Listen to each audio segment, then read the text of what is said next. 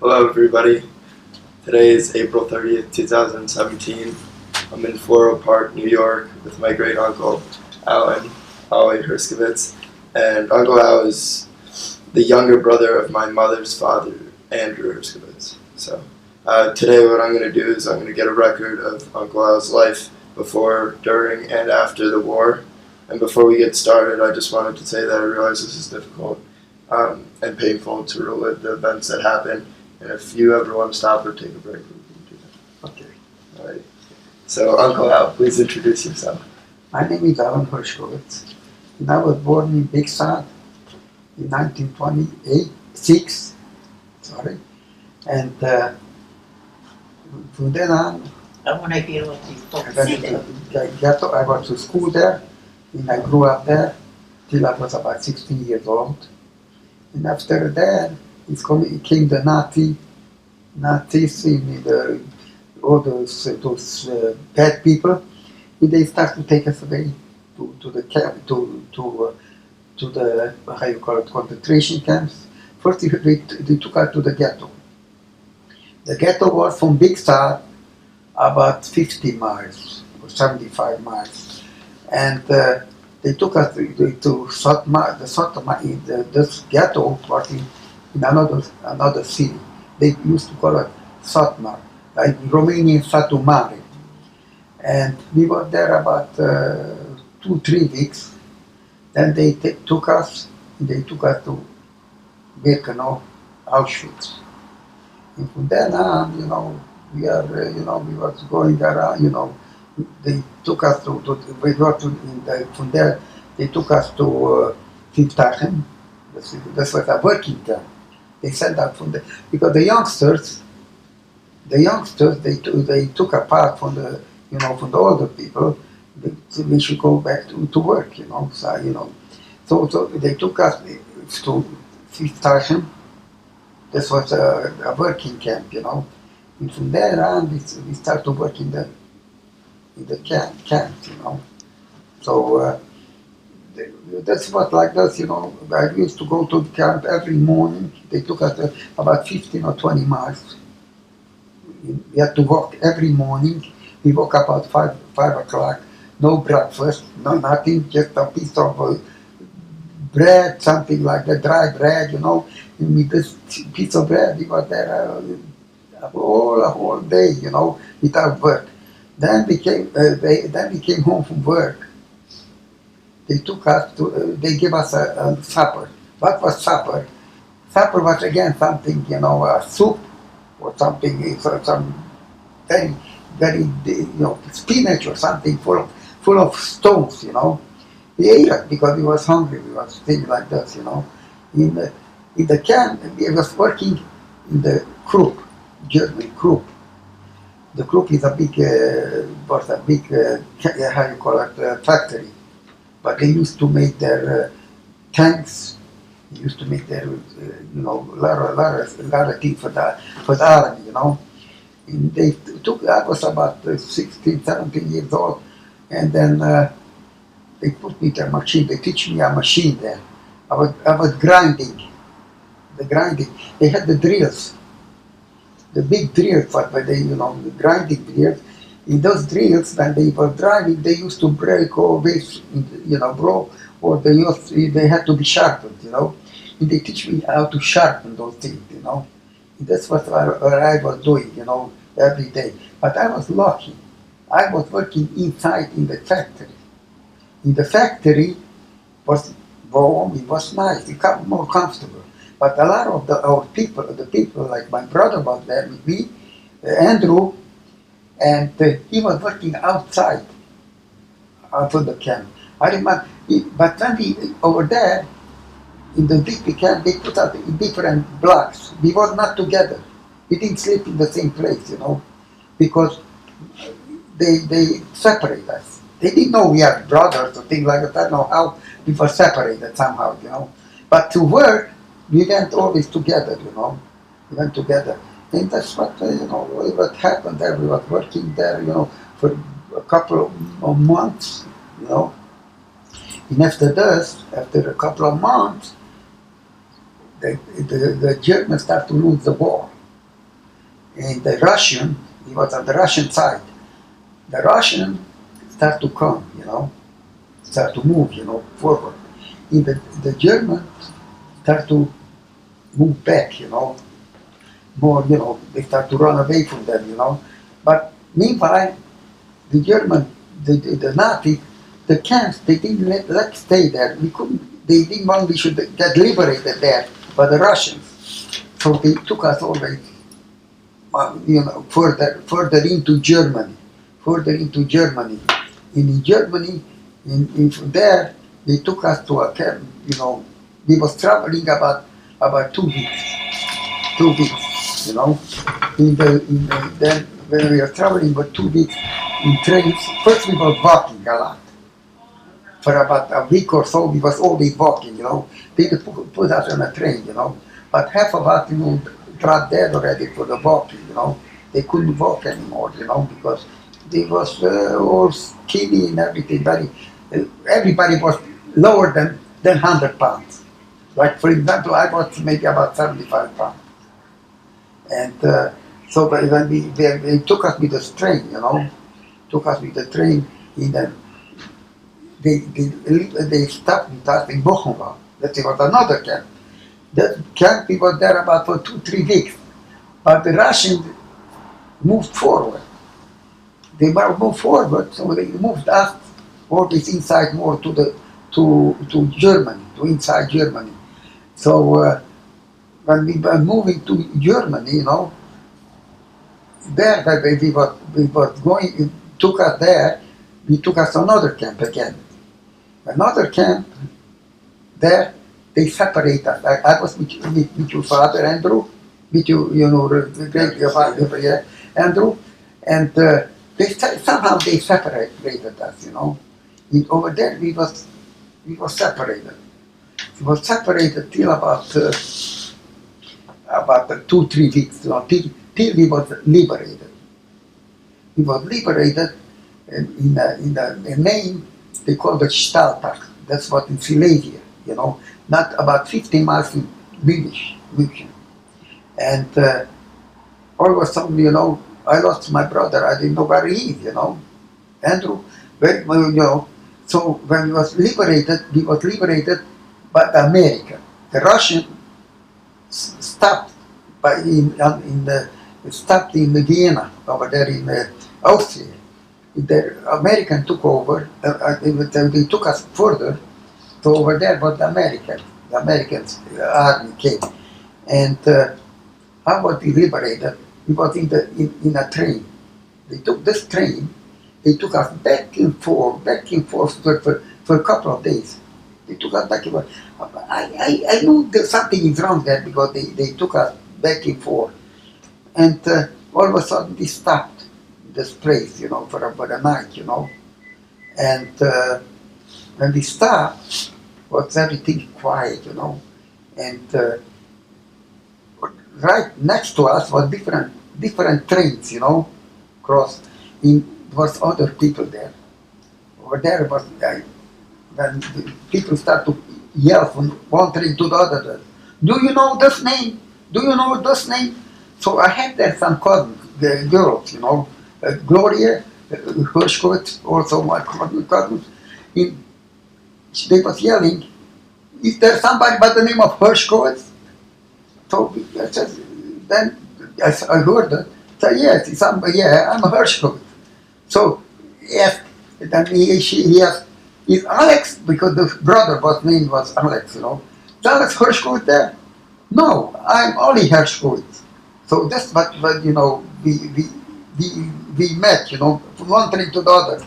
And then all of a sudden the train was again quiet, and then all of a sudden somebody runs out here. Oh, we are liberated! We are liberated! We are liberated! They start to up the doors from the car. The cattle, half of us was dead, and everything in the trains was half dead already. I come down from the train, I was thinking, what the heck I'm gonna do now? I don't know nobody, even the people who I was in the train, you don't know them. Nobody was talk to each other, So one guy close to me, in the train, and On the train, I spoke to him. He don't answer me. I hear him like that. He don't answer me. He was dead, So I didn't know nobody. I came out from the train. I got nobody. So when I came out from the train, he saw some tanks are coming. He didn't know who they are. I never saw. Then I saw the big stars on the trucks, I mean the white stars. I thought this might be something American or something, Then the American came and they stopped, they stopped there. And they want to know who we are, So that's what happened. I was liberated, and then they took us to the DP camps, there. So you want to ask me something? Yeah, I'm gonna take it back a little bit. I have some questions to go step by step, but so you told us where and when you were born. Your siblings, can you give us their names and the age difference between Well, them? I have the little one was had a birth to her school. She must be about 10, 11 years old, I don't remember. Then after this was Kate Hershkowitz, Kato Hershkowitz. This was my sister, my next sister. And after her was my name, Alodar Hershkowitz, in Hungarian, And after me was Andrew Hershkowitz, your grandfather. And then comes Erwin Hershkowitz. But, and my mother, she was liberated with us. Was liberated, but she was with me, but she was liberated too. Everybody came back instead. My sister didn't come back, the little one, and my father. They took her to the crematorium. That's what, things like this, Okay, so I wanted to ask, was your family very religious? Mostly they went to shul, not I don't know what, they went to shul, the religious kosher in the house, kosher in house, and everything, religious, went to shul every Saturday. My father used to go maybe sometime to Minyan in the night time, but it was like, not religious. My father had a little bear, and he was a businessman. He couldn't go, and but it was for a while he was pretty good off, We had a nice haberdashery store. How do you call it? Haberdashery store. We used to have everything there, for a while, and then when the Germans come in, the Hungarian came in because they took Hungary. I was liberated by the Hungarian, but the Hungary took over. This was Transylvania. Took her away. The German took away Transylvania. They give it back to Hungary. So they became Hungarian again.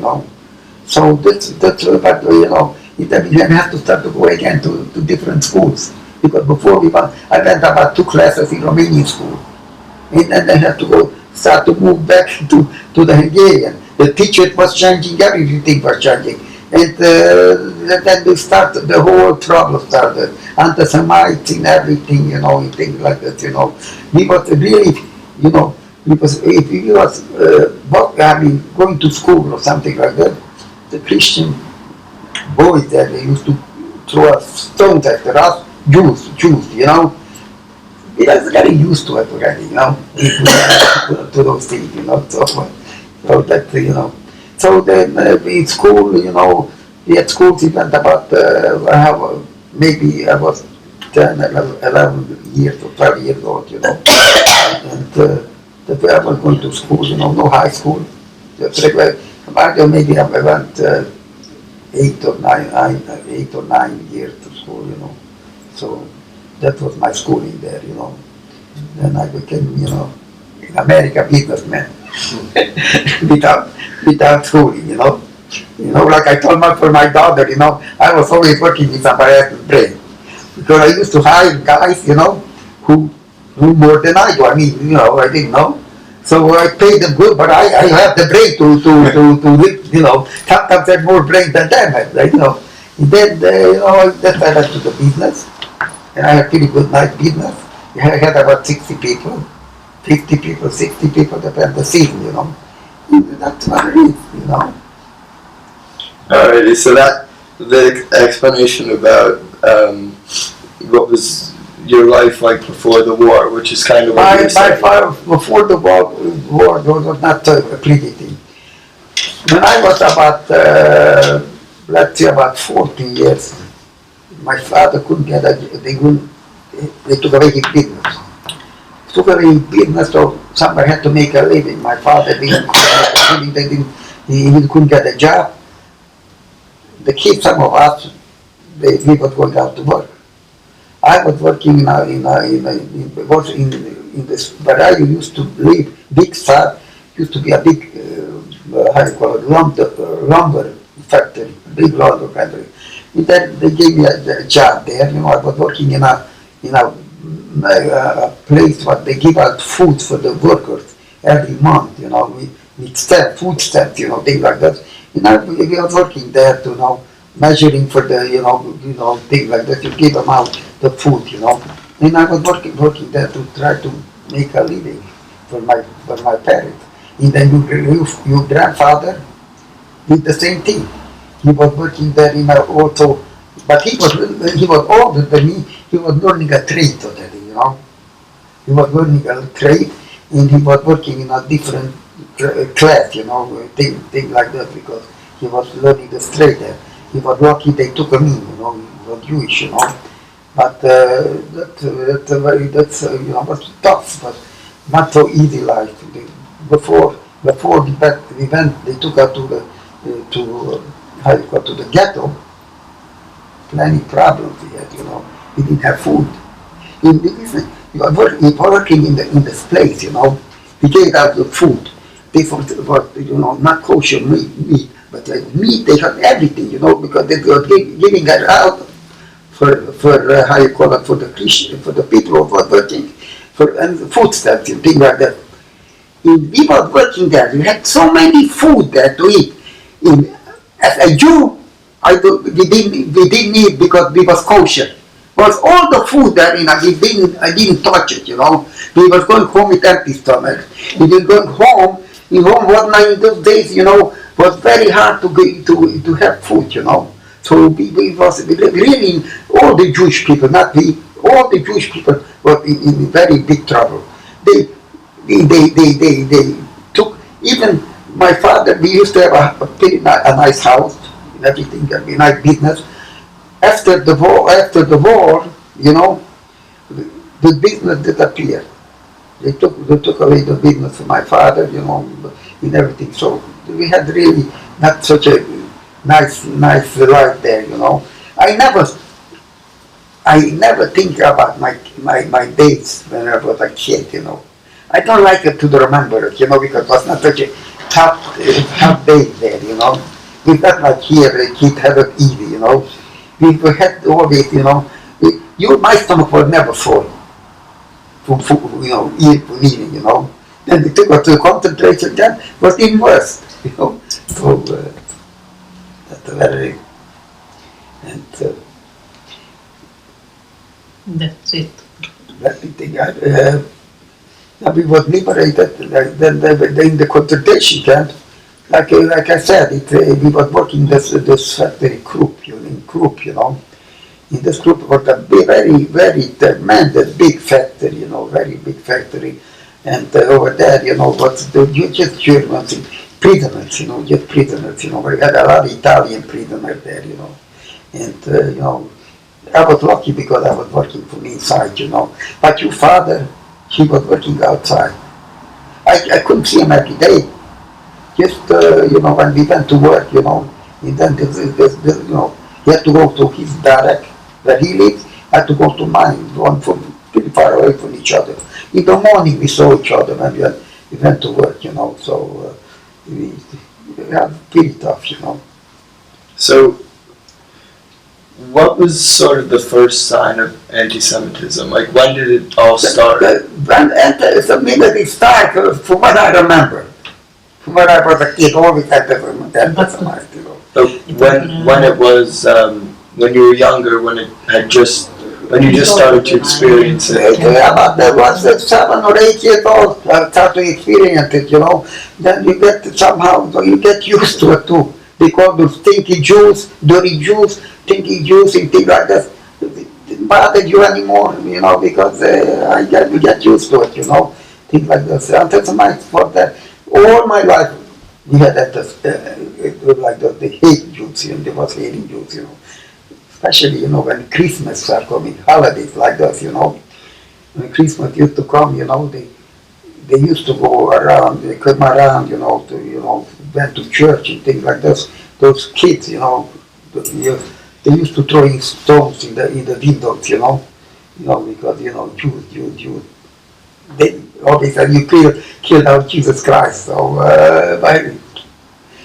that's already it was very tough. It was not so easy, you know. So you get used to those things, you know, in those life, you know. Very, very, very tough, you know. Could buy clothes, you could buy nothing, you know. You didn't buy anything, you know. So it was not a very, very nice life, you know, very tough life. We used to have a good life, and because, you know, my father was in business, you know. He used to have a nice store, you know, a nice business. But then, you know, he just took a lot. A Christian came in. I never saw that guy in my life. All of a sudden, he said for my father, you have to give over the business for that guy. She used to live in a pretty big house. We had to move out from the front, but when we used to live, they put us in the back from the house into two little rooms, you know. And they took over the whole house, you know. We were just watching, you know, how the was pretty good business, you know, there. But we couldn't do nothing, you know. That's very was tough, you know. Alrighty, so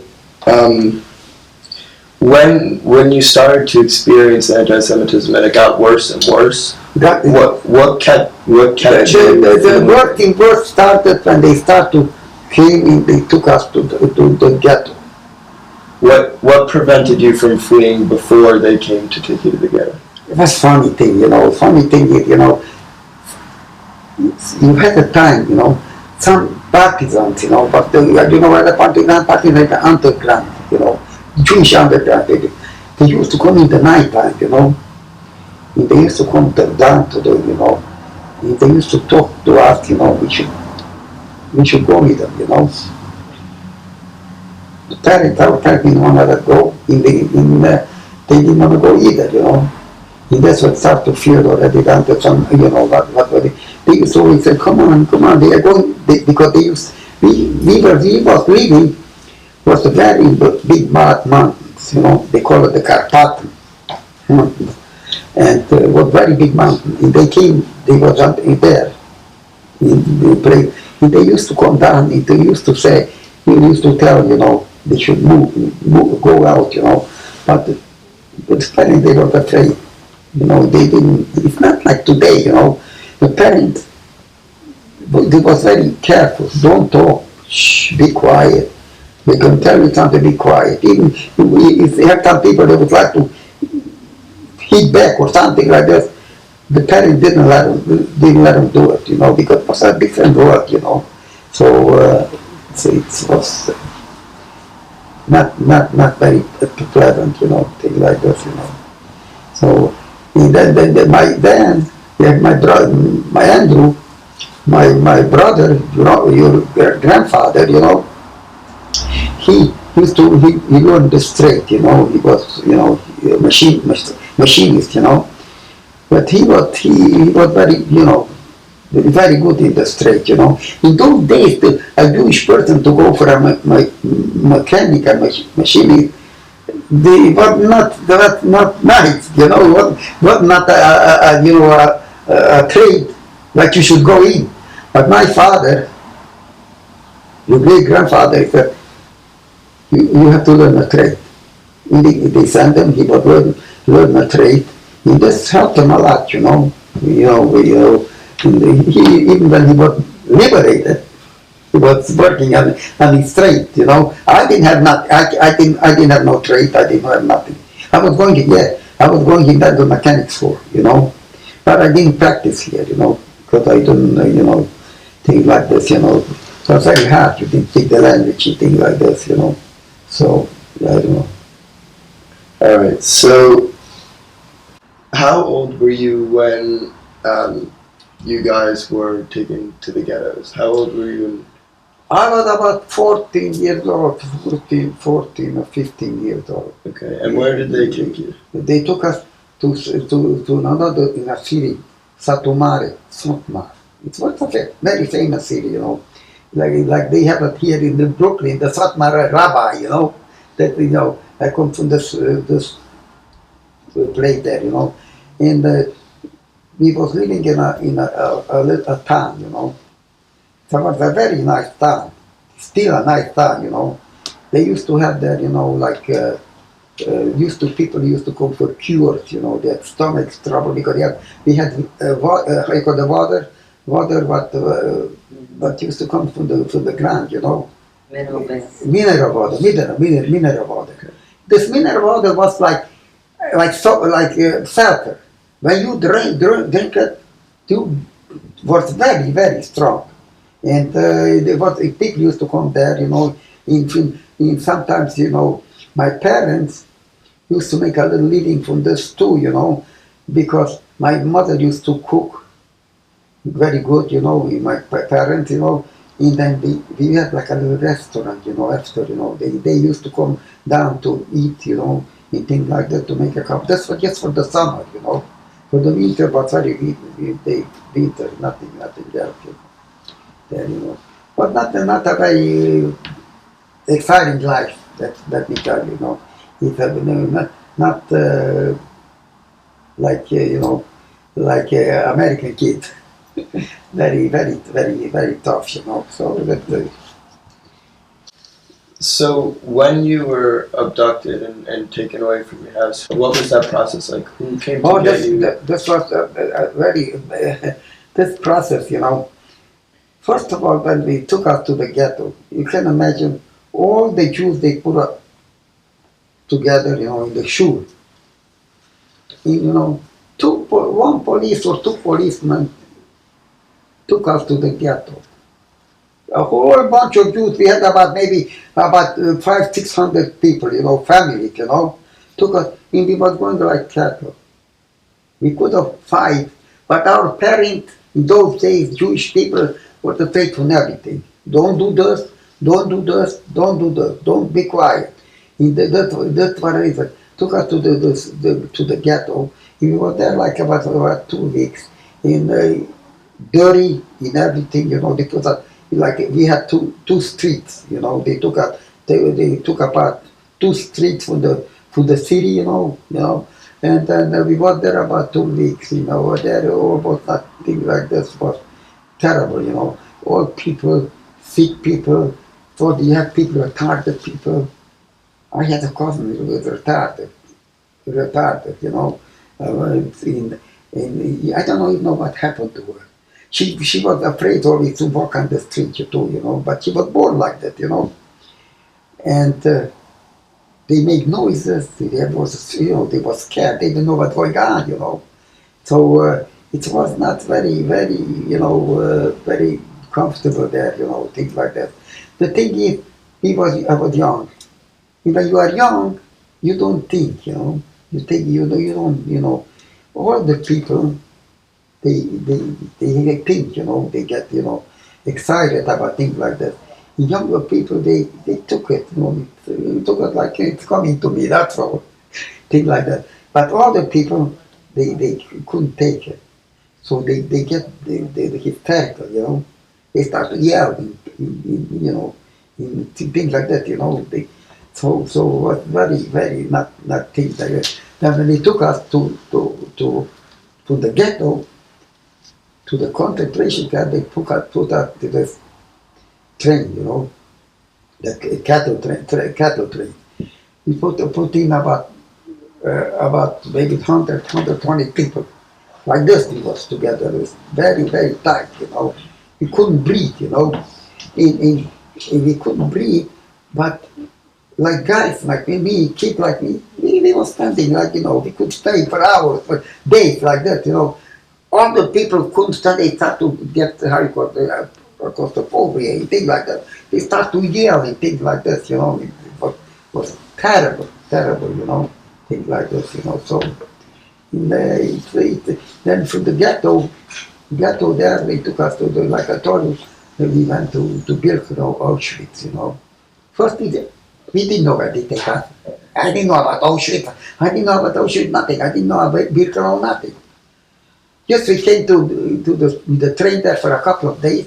All of a sudden, out from the train, out, raus, raus, raus, raus. The Germans, you know, they were yelling up the train, and they said, raus, raus. Everybody out from the train. Who didn't move fast. He just hit you on the head with a thing like that, you know. So this was really, really, really terrible, you know. So when we came there, you know, to Auschwitz, they took us apart, you know. Over there was Mengele, the killer, you know, in the first night. And then when they took, I went back after my father, you know. I don't even know what happened to my mother, the rest of them. But I know I was back on my father, you know. And then when I went after my father, you know, in the line, you know, left, right. When he came to me, my father put him to the left. That is already crematory. But I didn't know. He said to me, right. And I run after my father. A fat guy came to go to my neck, you know, that I think about a lot. Came to my right and he said to me, didn't I tell you should go to the other side? On the right? And that's what he saved my life. Otherwise, if I go with my father, you know, and that's what he saved my life too, you know. And then I didn't see my father anymore. I didn't see my mother anymore. I don't see nobody anymore. Because it was all this, I was with your brother, with your, how you call it, grandfather. I was with your grandfather, but I didn't, we were somehow separated, you know.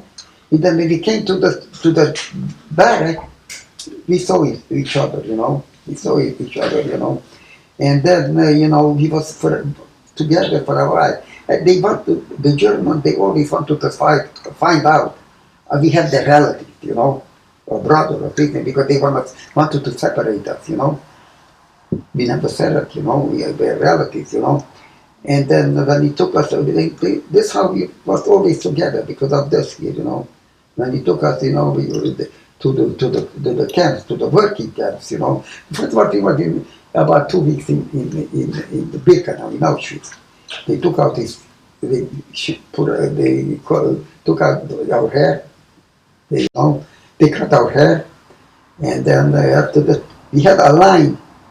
First of all, they cut the hair, you know. And then, with a razor blade, they made a line here, you know. Should be shorter. You know, this is like a prisoner, you know. If you're gonna run away or something, they should know we are prisoners, you know, like this, you know. Then they start to give out numbers. But in my thing, the guys, how you call people who came with this transport, they didn't give us numbers. Then I heard they didn't give us numbers because they didn't have time. They want to send her out they needed some workers in this, how you call it, factory, you know. So they didn't give us numbers. They gave us just a number here and the thing there. My number, 42, 960. The grandfather's was 61. 42, 961. Then they changed the numbers, you know. Later on they changed the number, but I just remember this number, you know, because you know, that's not the number, but over there, when we came there to you know, we came there in this camp, you know, in the people were, they had already all the Jewish people from Poland, you know. Polish people were there before us, you know. And then they put us to the camp. They started to give us food. We didn't want to eat it, because we're not used. We are doing it. So those people who were there for a long time used to come up and grab the food for us. But after a while, I didn't know. we was eating it too. We was very hungry. We had to eat it. If you didn't eat it, you died. So that was pretty, very, very tough. Things like that. So. So when you arrived, did you arrive with your entire family? When I arrived in Auschwitz was an entire family Okay. for a while. And then you were separated. You said you were separated from your mother, father, and your sister. Yeah, my mother, father, sister. But I didn't know about them. First of all, for my sisters, didn't know. For my mother, I didn't know what happened to them. But my father and my little sister, they put right away in the crematorium, because see, the woman they put separate, but not together with the man. So I don't know where they were. I didn't know. I didn't even know they are alive. I didn't know they're alive till they was liberated. I know who's alive and who's not alive. All the family. We had there a lot of cousins, uncles, cousins. I had there an uncle. I had there. They had about 7 kids. Nobody came home. Not nobody. Not them. Not one came home. A lot of. In fact, they came home after the liberation. We didn't know nobody who's alive or not. And when I was liberated, I was alone. I was in the DP camp by myself. But I said, my brother Andrew must be around here somewhere. I have to look for him. And I picked myself up in the morning, was at the train, and I went down to München. I heard that it's a big camp, Dachau. And I figured I'm going to go to see, maybe he must be around here somewhere. I came to München. I went to Dachau. It's very far away, a little out from the city. I came to Dachau. It was a tremendous big camp, a big camp. So I figured, how am I going to find them here? So many barracks, maybe about 150 or 200, So I'm going in, And I said, what am I going to do here? So I'm going to go into one, to see. I'm going to the first barrack. And my brother sits there like that. I tried to hug him and kiss him. He said, where are you? Where are you coming from? I said, you pack up and you come with me, because this was Dachau. That's what I want to take him. He was in a DP camp already, I was already settled, in a DP camp. I said, he packed up. He came with me to Feldaf into the DP camp. And there we was. I was there. And I was there with 4 cousins, girls. Gloria, Vicky, Kate, and Magda. I don't know. Magda, Yeah. And they what they say, but it was, but then we start to, he was very skinny. I was about 75 pounds, the 75. But American, it was terrific. First of all, before we going for breakfast, they got breakfast, I don't know, they didn't want to give us breakfast till you gave us a vitamin, We had to take a vitamin every morning before we took the breakfast. You wouldn't believe it. My sister, she came out from a camp with the Russian. It was terrible. The Russian was terrible. He was that American. The American was big team, American was big, American trade was treating us very well. Then the joint coming, the United Jewish Appeal. We had it pretty good in the DP camp, because was not funny thing is, I was liberated, and somehow I didn't even think about about the parenting, thinking. I was just thinking who's alive, But I know they are not alive or something. I had it in my I feel that they are not around anymore, Then all of a sudden we used to listen to the radio every night, the radio, because all the radio said who is home and who is not home, They had a program every night, And then I heard on the radio that my mother is alive. Just he got the names, he's alive, I know my sister are alive. Otherwise, I would know nothing, And then, with me, my mother, my sisters, Two sisters, they not they one. didn't know about me either. They didn't know that I'm alive or something. They hear that somebody heard that on the radio that we are alive. They came in the middle of the night. They woke up my mother. They said, your son Aladar and Andrew Bondi is alive. So that's how we knew, So it was thing. You see, the Hungarian people. We was about 11, 12 months in the camp, not like the Polish, not like the Polish people.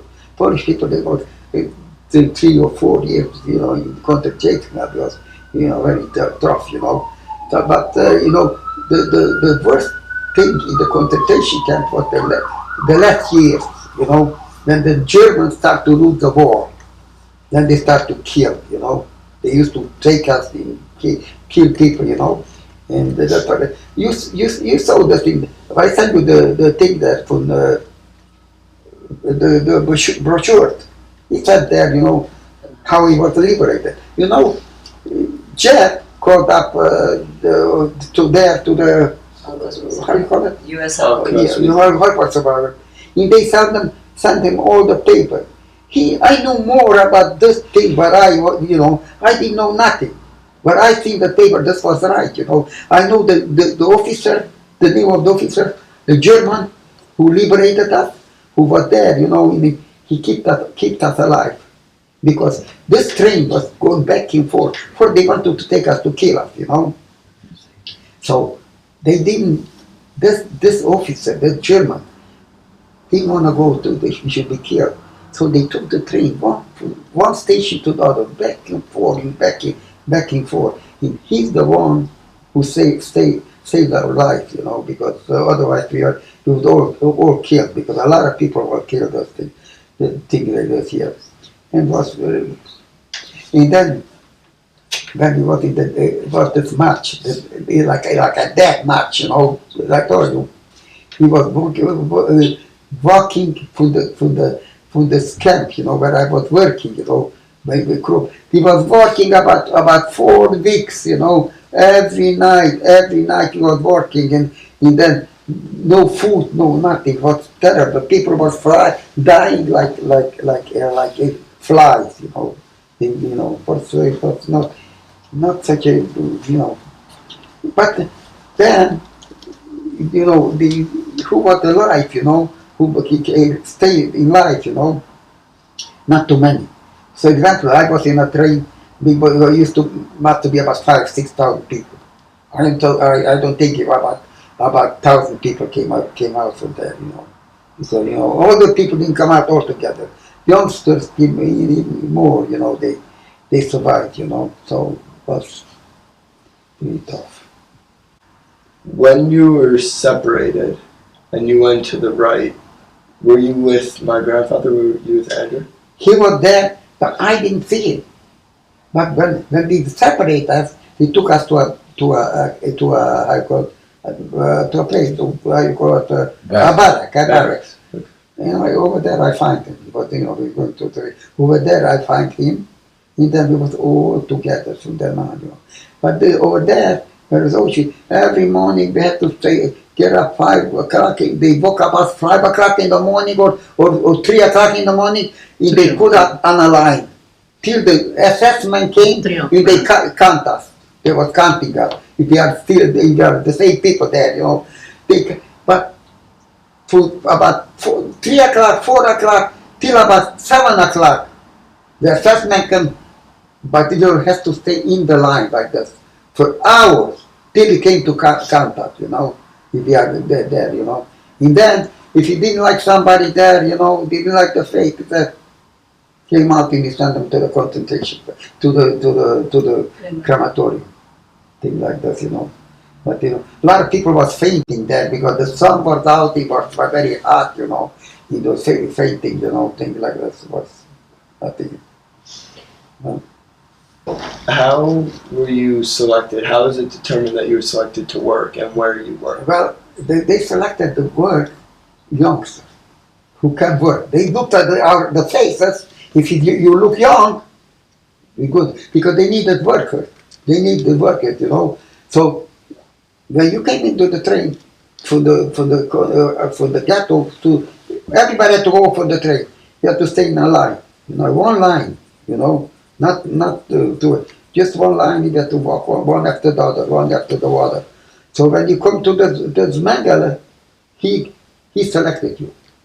He said left crematorium, right to work. So when I got there, that's what happened. So I was after my father. My father was to the left, and I think he put me to the right. But then I wrote after my father, you know. And this guy saved my life, this assessment, you know. Uncle Ollie, when your father was separated and your mother, wasn't your father like in his 40s, maybe early 40s? Like he wasn't an old man. He was 55, I think. I wasn't 55. My father was 65 years old Yeah. when we went to Auschwitz. Yeah. Oh, I thought he was younger, so No, he was not young. You see, in those days you look even older than today. Today is a different. In 55, it's you know, it's 90.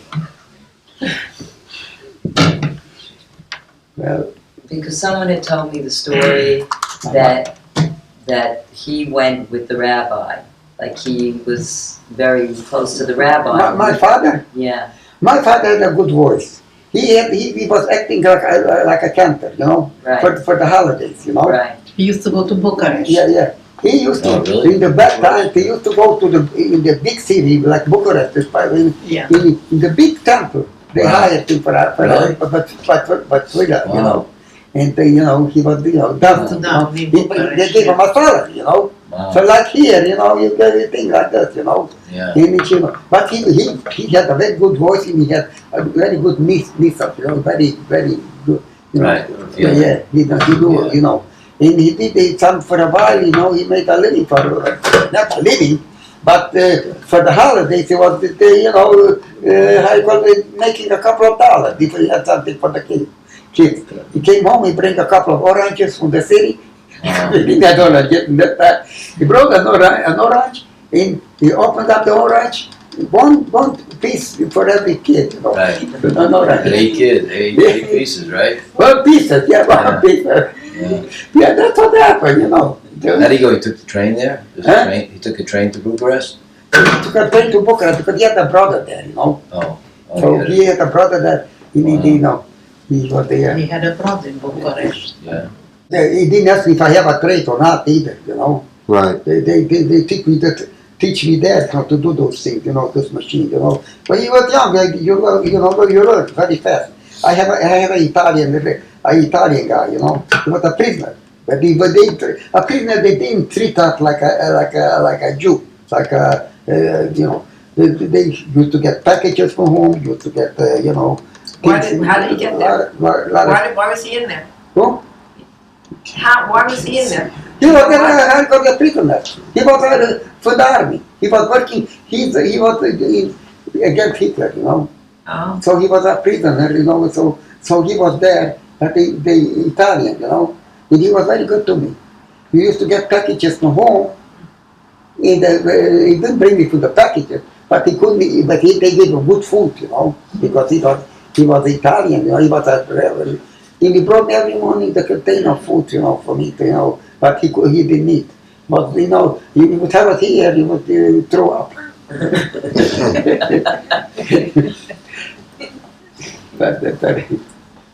I'd like to ask you, when you were selected and you started to talk about this, and they picked you, what was the process like? You said you had worked for Krupp's. What was it like to transition from from the group that you were with before to where you were working? They took us to this the working camp, that's what they already kept. They call it fifth station. They took us there. They didn't ask you. They selected you. Just selected you. You're going to work here. You're going to work there. They took us to the factory. Me, they select to work on this machine. Most of the people they was working outside, they was freezing the winter, you know. And I was such a lucky guy. I was working in the inside there, you know.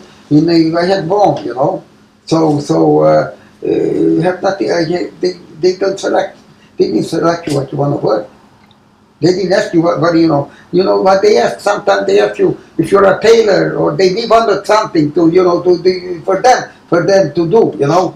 But for me, they didn't ask nothing, because you're going to work by this machine. They put me there. And this Italian guy taught me how to do this, because he did it before. Okay. This Italian prisoner, you know. So it was not such a. So that was one of the first guys you met? If The Italian guy? Just the Italian guy. Like, And how old was he? he was about 28, 27, 28. Much older than me. Oh, you know what? More than me. But he was a soldier. And he took you under his wing. He You were took me, young. yeah, he liked me, you know. He told me the name, I forgot it. And you didn't even speak the same language. Well, you But was fair enough. like in Kabbalah, you know, you speak the Jewish, in the German, in the all kind of language. No Italian, I don't think. Not Italian, but the Italian, it's like Romanian a little bit. It's a Latin language. In how you call it, that like me. I speak Spanish too, because how do I speak Spanish? Then I put together the Italian, and I put together the Romanian, and I speak a little bit, I speak a lot of languages. Well, you forget already, but you know, I'm not stupid the way I look.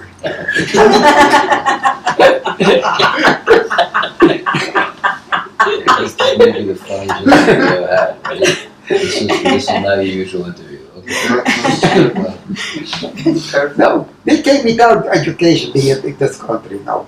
But look at us, we all want us something, you know. If our kids grow up, and they are all in a good shape, and schooling and everything, you know, they're different, you know. I never was thinking about it to work. I want to be on my own. I always wanted to be on my own. And I became my own, you know. Right, Happy? But I'm the boss, eh? yeah. It was working for me. It was working for me. Yeah, so, and I always have, you know, people who know what they're doing, you know. When I'm in the factory, you know, I had a pretty big factory, you know. Respect, I always show the respect, you know. I like the workers, like they respect, you know. They like me, you know, and things like this, you know. And I never get involved in trouble, you know. If somebody wants to get fired, I said for the foreman, he said, get rid of him. That's all. And I was a good guy. Then after he fired him, then he comes to me. He said, the guy fired him. He didn't tell me, I told him. When we came here, you know, we had, you know, we went through a lot of things here too. We had a good, but a lot of things. We started, we had to look for jobs and things like that, you know. It was not so easy either, you know, but at least we had what to eat. Yeah, sure. It was not an easy job, you know.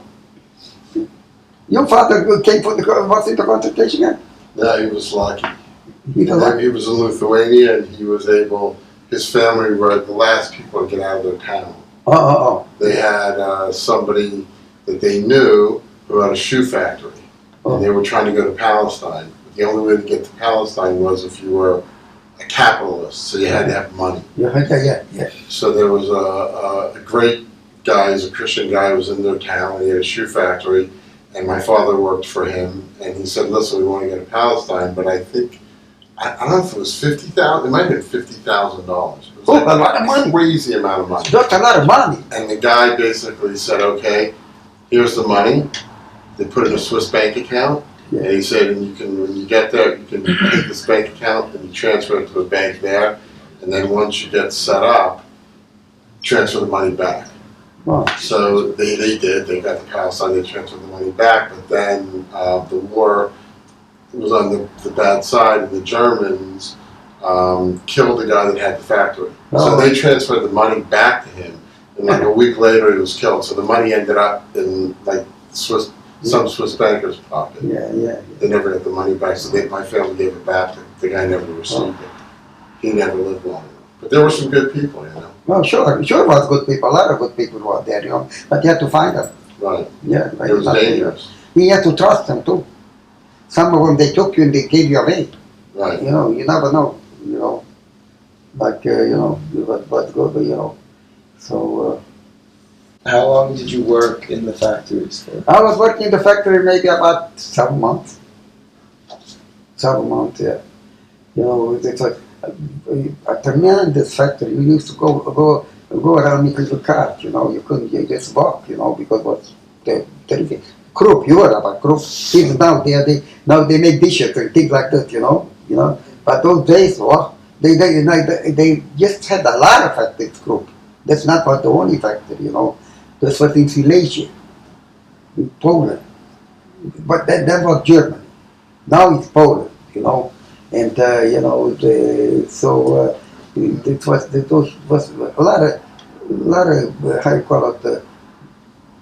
how you call it guys, Jewish guys, Jews were working there in Italian, and all kind of people, you know, all kind, but not German. Germans were always the older guy, the head, you know, who tell us what to do, you know, always, you know. So they used to give us sometimes if they liked you, they used to give you a bonus for 2 cups of soup, extra soup, you know, in the camp, you know, because if he liked you, you know, what kind of job you did, they gave you a little bonus, a little card there, and you went to the camp, they gave you another piece of bread or something, you know, things like this, you know, things, you know. The food, you know, food was, the main thing was that the food, if you didn't have food, you know, people are dying like crazy. You didn't have food. So if I would have been maybe a year, another 6 months more, I'm not around either, because I was in the worst. This was the worst time when in the end of the war, you know, the Hitler didn't know, the German didn't know what to do with you, so they started to kill you again. You know, they killed for the kid and the old people. Now in the end, they couldn't use us anymore because they had to, you know, when we was going. He was going about for 4 weeks. I don't even remember, but we didn't even eat. I don't know. I don't even remember. I didn't eat, you know. And we came to places, but they have big garages like this. And they shoved us in there for the night. We should sleep there. And then in the morning they woke us up, and then they had to walk further. Right? It was, you know, sometimes I think by myself, you know, how the heck did we did this here? I don't know. I couldn't believe it, you know. I couldn't believe it. I didn't talk to my kids for nothing. They don't know nothing about me. I didn't feel like talking about it. But I told you here, this is the first time I'm doing it, you know.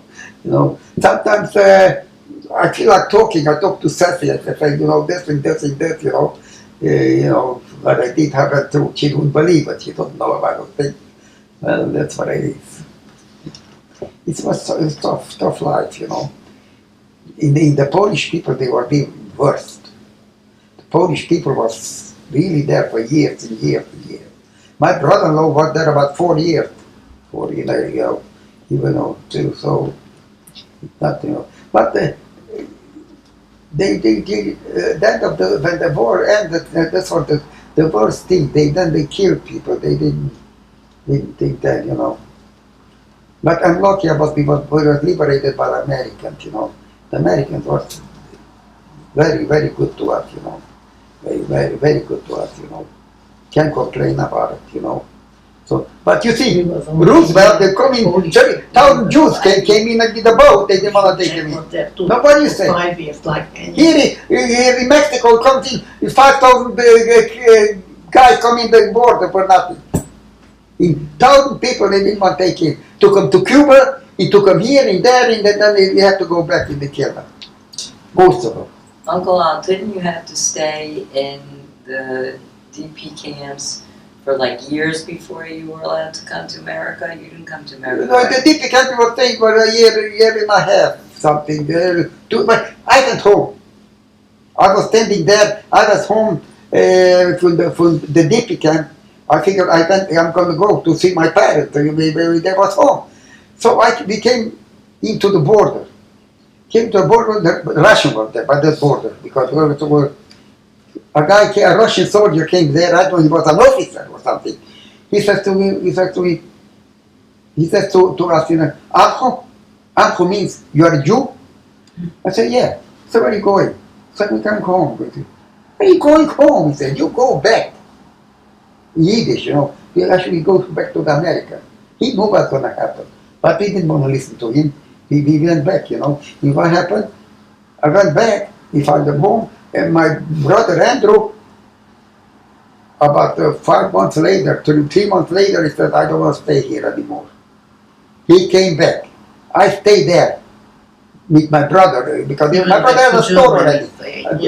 My brother had a store there at the He had a store already, he did pretty good. Came a time, I was thinking about that's not for me. I was about 18, 19 years old. I said, that's not for me. I said, Ernie, I'm leaving. I don't want to stay here. So, because he needed me, I should help him in the store and things like that. My sister was not home either. He was by, I don't know where, in Bucharest or something. And then when Ernie said, I'm leaving, when I told I'm leaving, Ernie said, okay, we're going to leave too. And that's how they come to. And then we all came in one time. It was not so easy to go back. To go home was easy.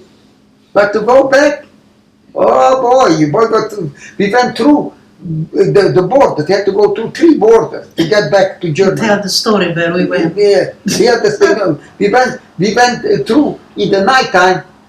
First of all, they stopped us by From Budapest to Vienna. Austrian border. They stopped us by the Austrian border, and they say they let us through because we had the Jewish people who took us through the border. When they took us over there by the border, they don't let us through. So this guy says, "Go through. You can go through if you walk." Because next step was Vienna. If you go to Vienna, that's already the American part of the American thing. So I said to my sister, let's go, we're going to go. And my mother was staying behind, my brother was staying behind. All right, we went through, it was raining in the middle of the night. Mud, raining and things like that. We came back to Vienna, in the place where you have to go. We go back. My mother, my brother was there. My mother was there already. They let the train go. They let them go through. They let the train go. We was walking. I walked with him. She had new shoes. She was In my That was funny. That was a lot of things. And then they took us back to Germany. I went back to Germany. They took us to the train. But they knew we came from Hungary, things like that. They put us to a camp, for 2 weeks. They want to think we are not sick. We don't have some sickness, So I didn't want to go there. I tried to do. So what I'm gonna do? I don't know what to do. Because I knew already the place because I was there before. They didn't learn a lot from the camp, so. I go to the guard, was American guard there. He said to me, I had some papers, before I went home from the BP camp, I'm going to explain him. I'm in the BP camp and I don't belong, I want to go there, because I was here already. He thought, I want to go out. Meanwhile, I was in there, He thought, the guard thought I want to go out. He looked at the paper there, but I have said, no, you can't go in. He threw me out. He told me that, he said, you can't go in there. You go out. That's where I escaped, before.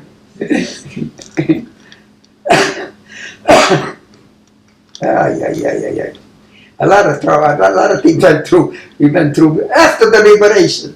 But at least I was not hungry, We where we used to go, was so organized, the Jewish the organization was so organized. Where we went, we came to any place you go in, we had Jewish places to eat. You could sleep over, and eat, and you go further up, But very organized with the Jewish, not the Jewish up here, they were all organized, such a good way, You never was going around hungry. You came to a city, you asked whether you have a United Jewish up here. You went up there, they right away, they give you something to eat, Like never, they didn't ask you no questions at all, So it was, but like this, Then we came here, it was everything was all right for a while. It came Didn't you need a sponsor? You needed somebody that said that you could come here. I Right? came into my aunt. My aunt, my aunt was here. My aunt was here. My aunt was here, and he took We us. had an aunt in Chicago too. Yeah. They just said then we go there. So we got a big family, So my aunt says it's a big family. They went to United Jewish Appeal. The Jewish Appeal gives us an apartment. That's it. So when you were liberated and you reunited with Andrew, my grandfather, how did you get to the U.S.? And when you got to the U.S., how did you find the rest of the family? Well, we have to apply, Apply. We were very illegal. We had to apply. And the highest, we had to go to the highest and things like full out papers and everything. So we had to go through a lot of things, You can't just go, you couldn't go here. Even you can't go through. Sometimes, when I go to the highest, they want to do, see, who are not a communist or so. There were such a terrible people sometimes there, The guy asked me that I was American, but I don't know he was Jewish. He said, well, you're religious? I said, not religious, but I'm, I go to shul, things like this. He said, how you go to shul? He said, you don't have a yarmulke crown, he said to me, And then you know what happened? He dropped me out, He said, I had to make another application. Because of that. Sometimes, you are with America, you have trouble too, I used to go in for further thing, when I was big again, used to travel with the train to Munich, the big city, They were MPs, He knew, he stopped always the guy, he wanted to see if we have dollars. Once I had $5, he took it away from me, He took it away from me. He said, he says to me like this, he was still speaking to me German, but because he speaks no broken German, He said, you come to the office, he said, and you put down, you took $5 for you, and when you're going to leave, you're going to get back the $5. Yeah. All right, I'm going to follow him. He disappeared. He just disappeared with the $5. I don't know what happened to the $5. I didn't see the guy, I don't know. There was some of them, there was, crooks, But listen, we were getting along there, But we were in the deep camp, we were pretty good, But no. Your brother had a very good-looking girlfriend there too. Andrew. Oh my. A German girl, a beautiful girl. Yeah. So she was great about him, I'm not talking about the Litwacher. I'm not talking about the We'll take out this part so Bernice doesn't. you have to take it out. I don't know. I don't know. It's okay. All right. So this is the good part. You have to have some good part too. Yeah, right. You have to say, So one of the things you mentioned is when you came here that you started a business. Could you tell me a little bit about after you got to the U.S.? Well, when I got here to the business, I had a cousin. But we're looking for a job, He gave him a job. So he said he was working in this factory, handbag factory, handbag factory. He said the name was Marty, Hungarian name. He said, if I'm going to talk to the foreman, he said, if you believe, maybe I have a job for you, So he talks to the guy, and then this guy said, okay, bring him in. So I came in, but I didn't know about the pocketbook. What did I know about pocketbook? My mother had a pocketbook for 10 years. I don't know. So the pocketbook, there was another one too. And I go to the pocketbook, they put me to the staple to, actually they put me to frame. The handbag had frames, you know. This is the job that they took me how to make, you know, how to frame, how to cover frame with leather, you know. But the thing is like this, I was never, I didn't care about the salary. My head was going always around how I should go into the business, you know. And I just wanted to learn the trade. I don't care how much they pay me, you know. They didn't pay me more than $27, $28. I don't know how much I paid a week, you know. And then slowly I learned a little bit of trade, you know. Then I went to another factory, you know. Another factory to work. Those was, you know, was a Hungarian guy, a sample maker, you know, make samples, you know. And he made sample maker, so I got involved with him. He liked me, you know. He was about 30 years old, 28 years old. He said to me, he was making the samples. So he taught me already how to do those things, you know. You know, I started to learn the trade, Then I said to him, why don't we go into business? But I didn't know exactly the whole business. He didn't want to go, didn't want to go. He made a good salary, didn't want to go. But his wife was working there too. His wife was an operator, sewing machine operator. I said, why don't you talk to her? We should go to business, you know, together, you know, things like this. Because he don't want to go. He talked to me and he should go into business with me. We went to business. He brought me to business. I was with him about 6 or 8 months. Was very, you know, because he took out contracting work. He took out work from other factories to work for them. So that's how I learned the trade. And then I went into business. Once I went bankrupt. Once I went bankrupt, then I went back again. And then it's all right, you know, yeah, okay. Thank you, Uncle Al, for reliving this period of your life with me. It's very important that we have a record of this so that the people who perished during the Holocaust will never be forgotten, and the events that you went through will never be forgotten. So, thank you to ensure that. I thank you too, you know, appreciate it, you know, to do this for me because I really We're gonna have to sit there. No, I'm here, okay. I want to hear what you say exactly because sometimes it skips. But you made it, you know, and I was pretty comfortable. And thank you. All right, thank you. Do you want to have me some kind of copy? I will. Definitely. Thank you. Okay. I thought that after you were liberated, that you and my father were, and the rest of the family who survived, were in Germany for almost 5 years before you were able to come to the United States. Is that incorrect? We were in Germany, yeah. When we came to America, what 49. 49. So you figure out from 44. Right, so it was almost 5 years. Yeah. Meanwhile, I went home but that doesn't count because 46 we went, no, 45 we went back to Romania, and then 46 we went back to Germany.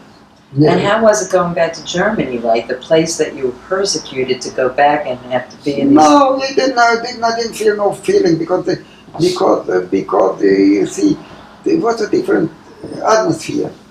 Was not this atmosphere like hatred, things like that. And then most of the time it was with Jewish people. We were like, this was like a family.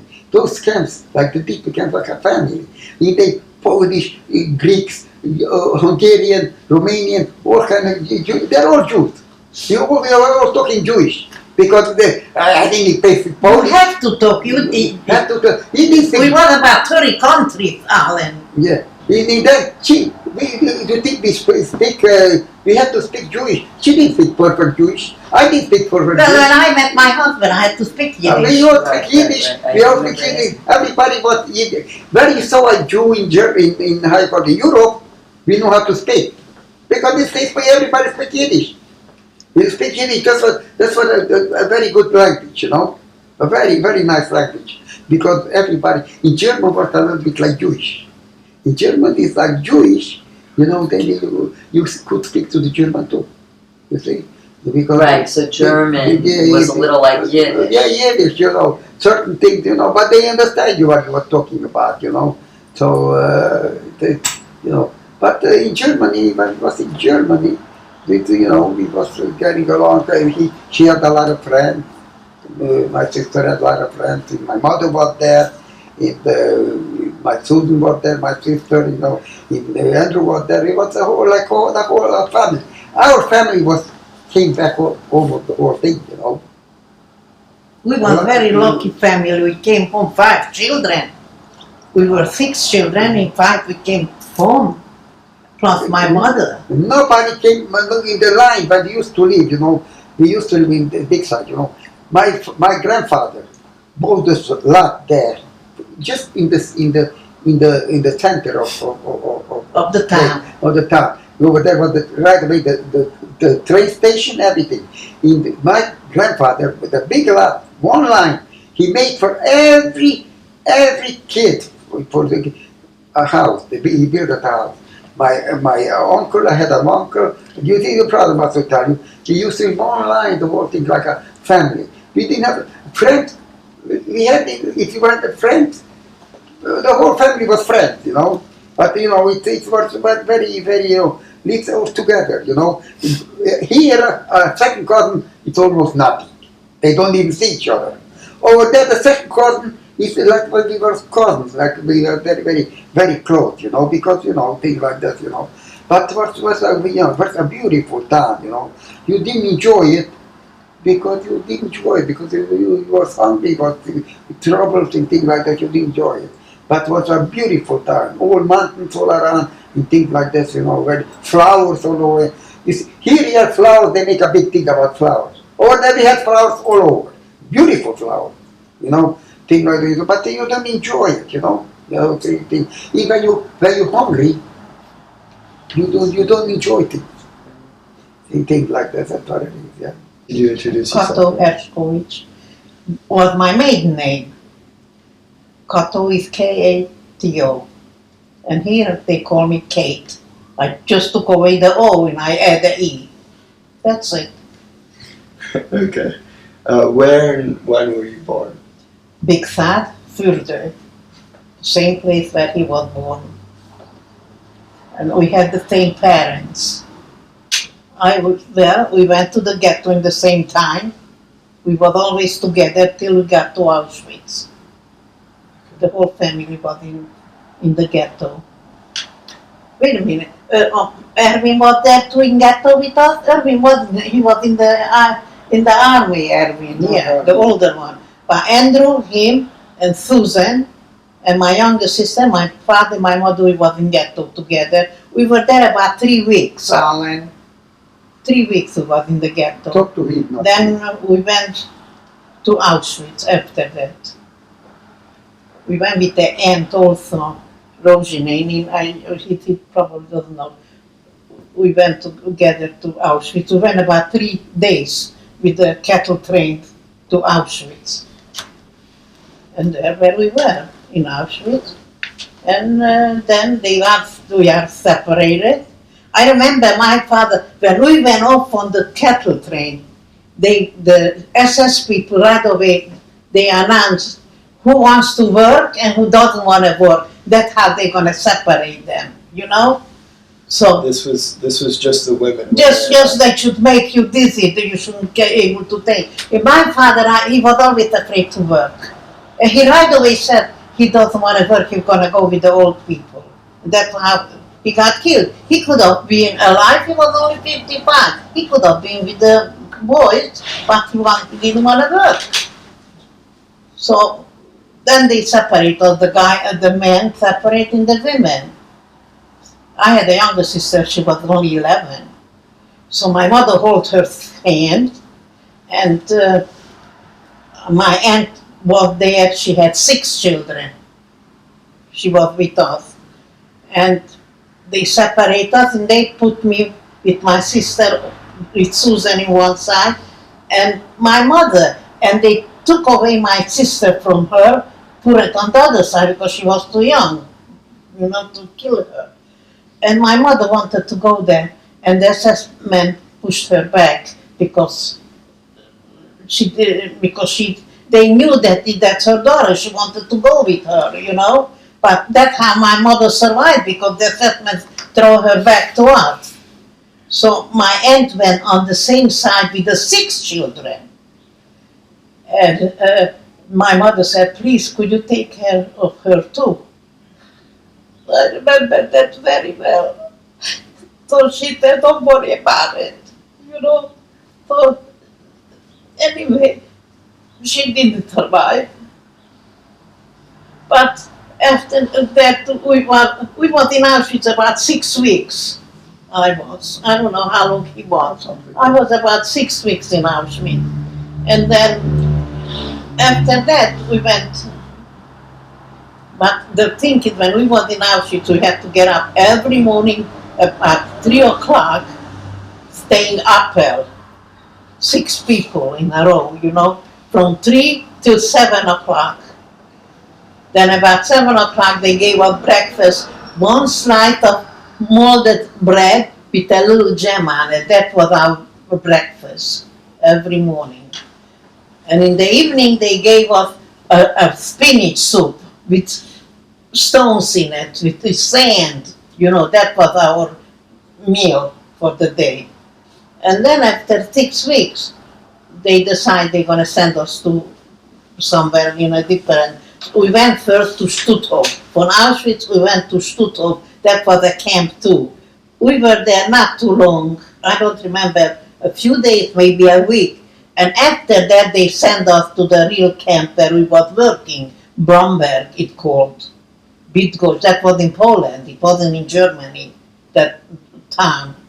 So there where we were till we got liberated. We were 1,000 women, we were together there, you know. So after that, I remember when we got liberated, I got liberated by the Russian. And we just came home from work, 1,000 women, we were marching, and all of a sudden, we was on a highway. No homes, nothing, just a regular highway was. And we was in the front, walking, we were 6 women, and we were walking. All of a sudden we look back, people are disappeared. The Germans disappeared because the Russian was already behind us. And people who couldn't walk, they were shot, you know. And it was winter. I got liberated January 24. Nothing. We had just the striped dress, wooden shoe, and no hair. We looked really like we are not normal people, you know. All of a sudden we realized nobody's watching us. We got liberated and the Russian was behind us. Good enough after half an hour or an hour later, they reached us, the Russian people. Also, so they coming down from the truck, the Russian people, and they start to talk to us. Who are you? Where are you coming from? What? And one of them, he asked me if we are Amhus. So I didn't know, my mother didn't know either. We just had a girl, she knew what that means, if you are Jew. And he was a Jewish Russian. And he took his money out and he gave us money. And they left.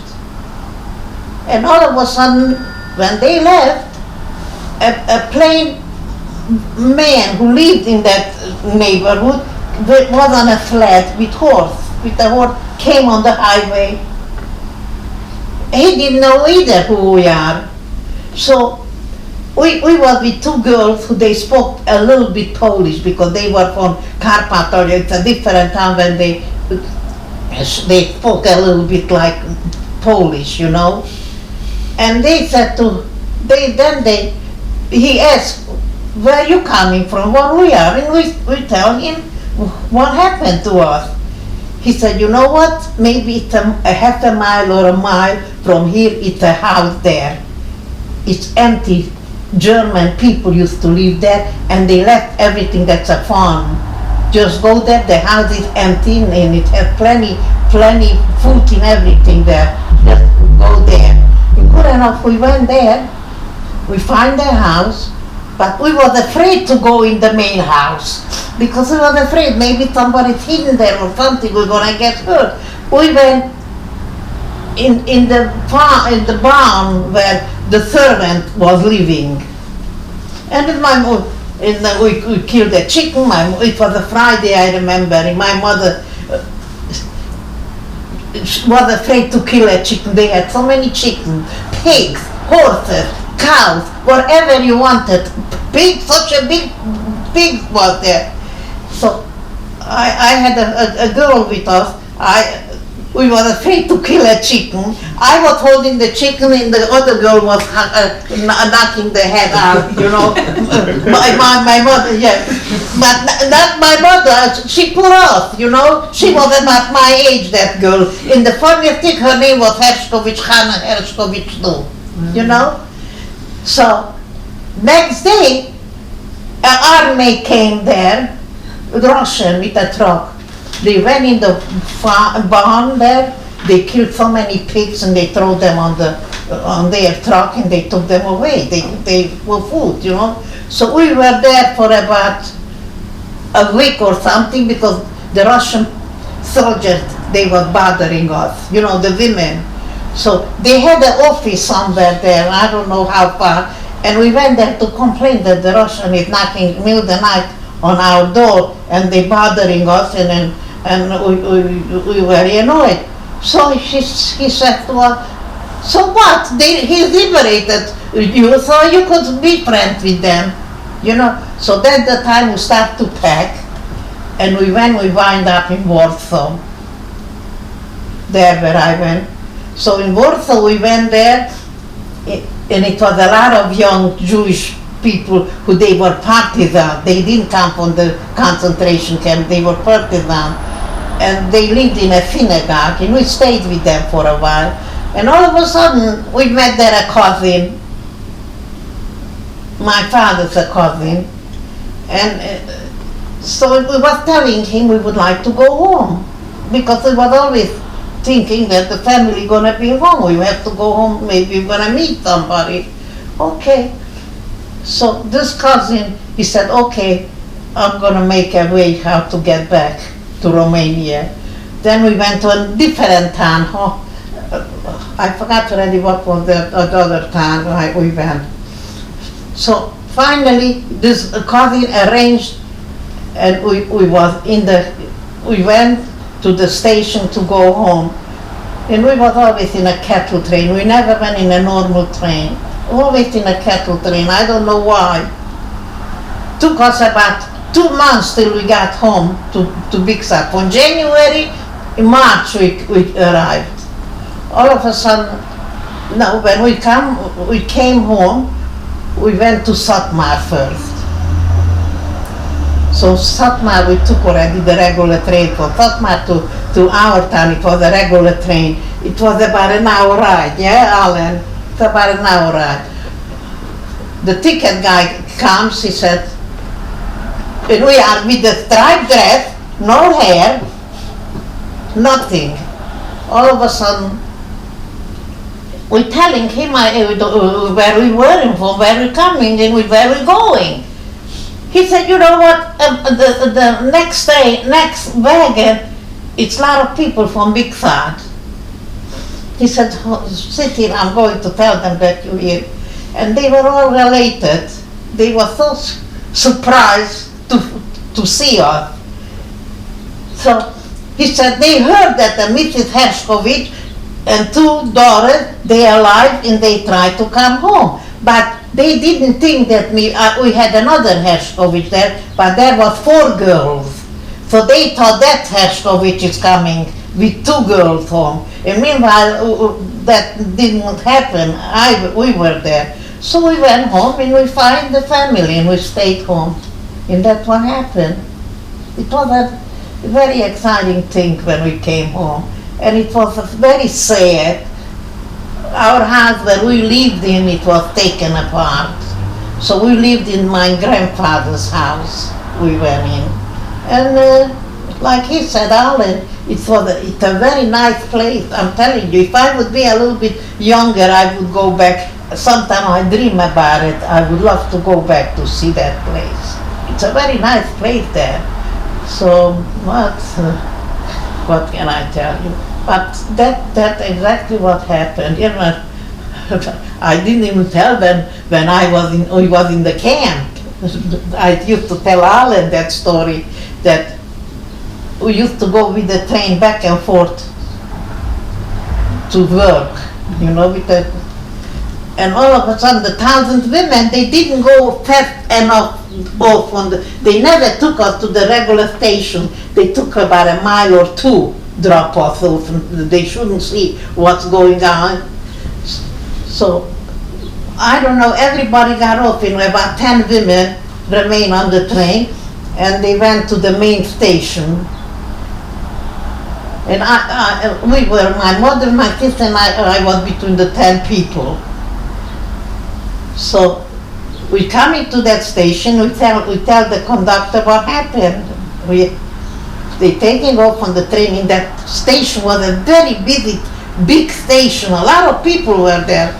And all of a sudden we go getting off from that train, and they stand around all those people. They looking at us like we are wild people, because we were with a striped dress, wooden shoe, no hair. We looked like not normal people, you know. And all of a sudden the conductor said, stay away from them, stay away. They should stay. They shouldn't talk to us, you know. But after about an hour later, somebody came from the camp and they took us back to the camp. But they thought all the time we are crazy people, we are not normal, because the way we were dressed, you know.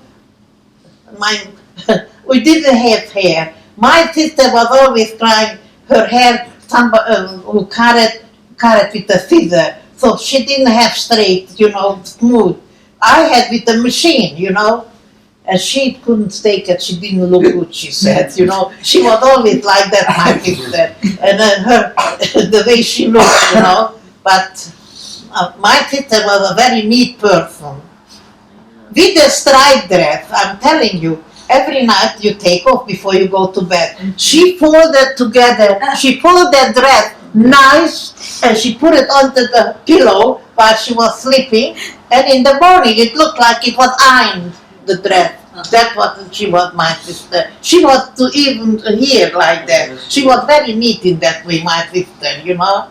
But it was very funny, you know.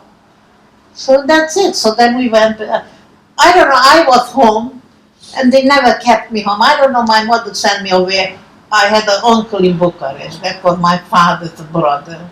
They wasn't in camp. You know, Romania, they didn't let the Jews out. So I was there for about 3 months. So I hardly was home in Big South, you know. But one day I got a telegram that I should come right home because we're going back to Germany. So that's how I came home. That time we didn't fly, we came by train, you know.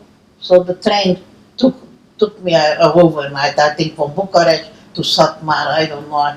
So, but then we went back to Germany, and then the story was we went to Budapest. The first stop I think we had in Budapest. These cattle trains, they had... We was always in a cattle train. I don't know, my mother... It's like a box, no windows, right? What? It's like a box, there's no windows. Yeah, the cattle train. No window, little windows, you know. No toilet, you know. That's the way we went to Auschwitz. They pushed you in, about 100 people in a plate like that. No toilet, no water, no nothing, you know. How terrible it was. A lot of people, they got the phobia, they couldn't take it, they were screaming. And some people, they had to go to the bathroom. No bathroom either. 3 days we were traveling to Auschwitz in that cattle train, you know. Standing up. And they locked it, you know. And I forgot to tell you, life we had so much like crazy. Life, you know. Nice. Yeah. So all sides, big was small, but You didn't say it even when we came to Auschwitz. Terrible. mothers had babies in their arm, and that's so true. And trucks was there, and they throw the babies on the truck just like that, like nothing. In Auschwitz, yeah. In Auschwitz, when you get old, they grab the babies from the mother and they throw them on the truck like that, on top of each other. The babies. Can't you believe that? That's what they did. I don't know how could you do even that. How do you do it? And every morning when we stand up, well, this Dr. Mengele, you heard about him. Every morning he came to count us with a few officers behind him. First he announced who wants to join their parents. We could take you. They want to poison you. They take you to the fire anyway to poison. And he wanted only to find out who is related. He wanted to separate them. They never knew that I was with my sister and my mother. We never said that. He wanted only to separate everybody, not to be together, only how to hurt you, that's what they did. I'm telling you, that's how it was. But I remember the Dr. Mengele. So he came, okay, then he took out 10 girls, made a round like that, they hold hands. And then he picked from the people and put it in the center, and they took them to the crematorium, That's how he killed the people, First he made a round, and then they shouldn't run off, And that's how he took them. I don't know by him how it was. It wasn't by you like that. By us it was like that. Every morning he came like that. He picked up women and to take them. It was such a heartbreaking thing. But later on we find out what they You didn't doing. know where they were going. Yeah. From But the beginning we didn't, but after a while you find out. But you smell the flesh was burning. The smoke, The smoke, the flesh, in the thing, the smoke was going on the chimney, I didn't know what it The is. ashes. Yeah, at the ashes. I didn't know what it is. I'm telling you, I didn't know. I just thought, I don't know. Then, no, I'll find out what it is, after they took us to the other camp. The terrible was, I don't know.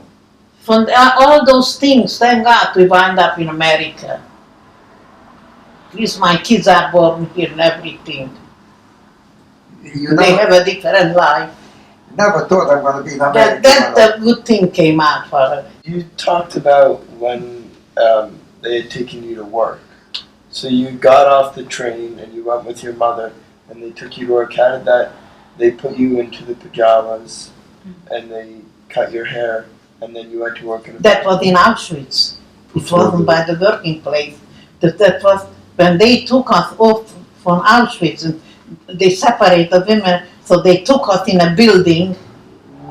That was right away when we came to Auschwitz. The first thing was they took us in this building, they took away our clothes, and they gave us their clothes.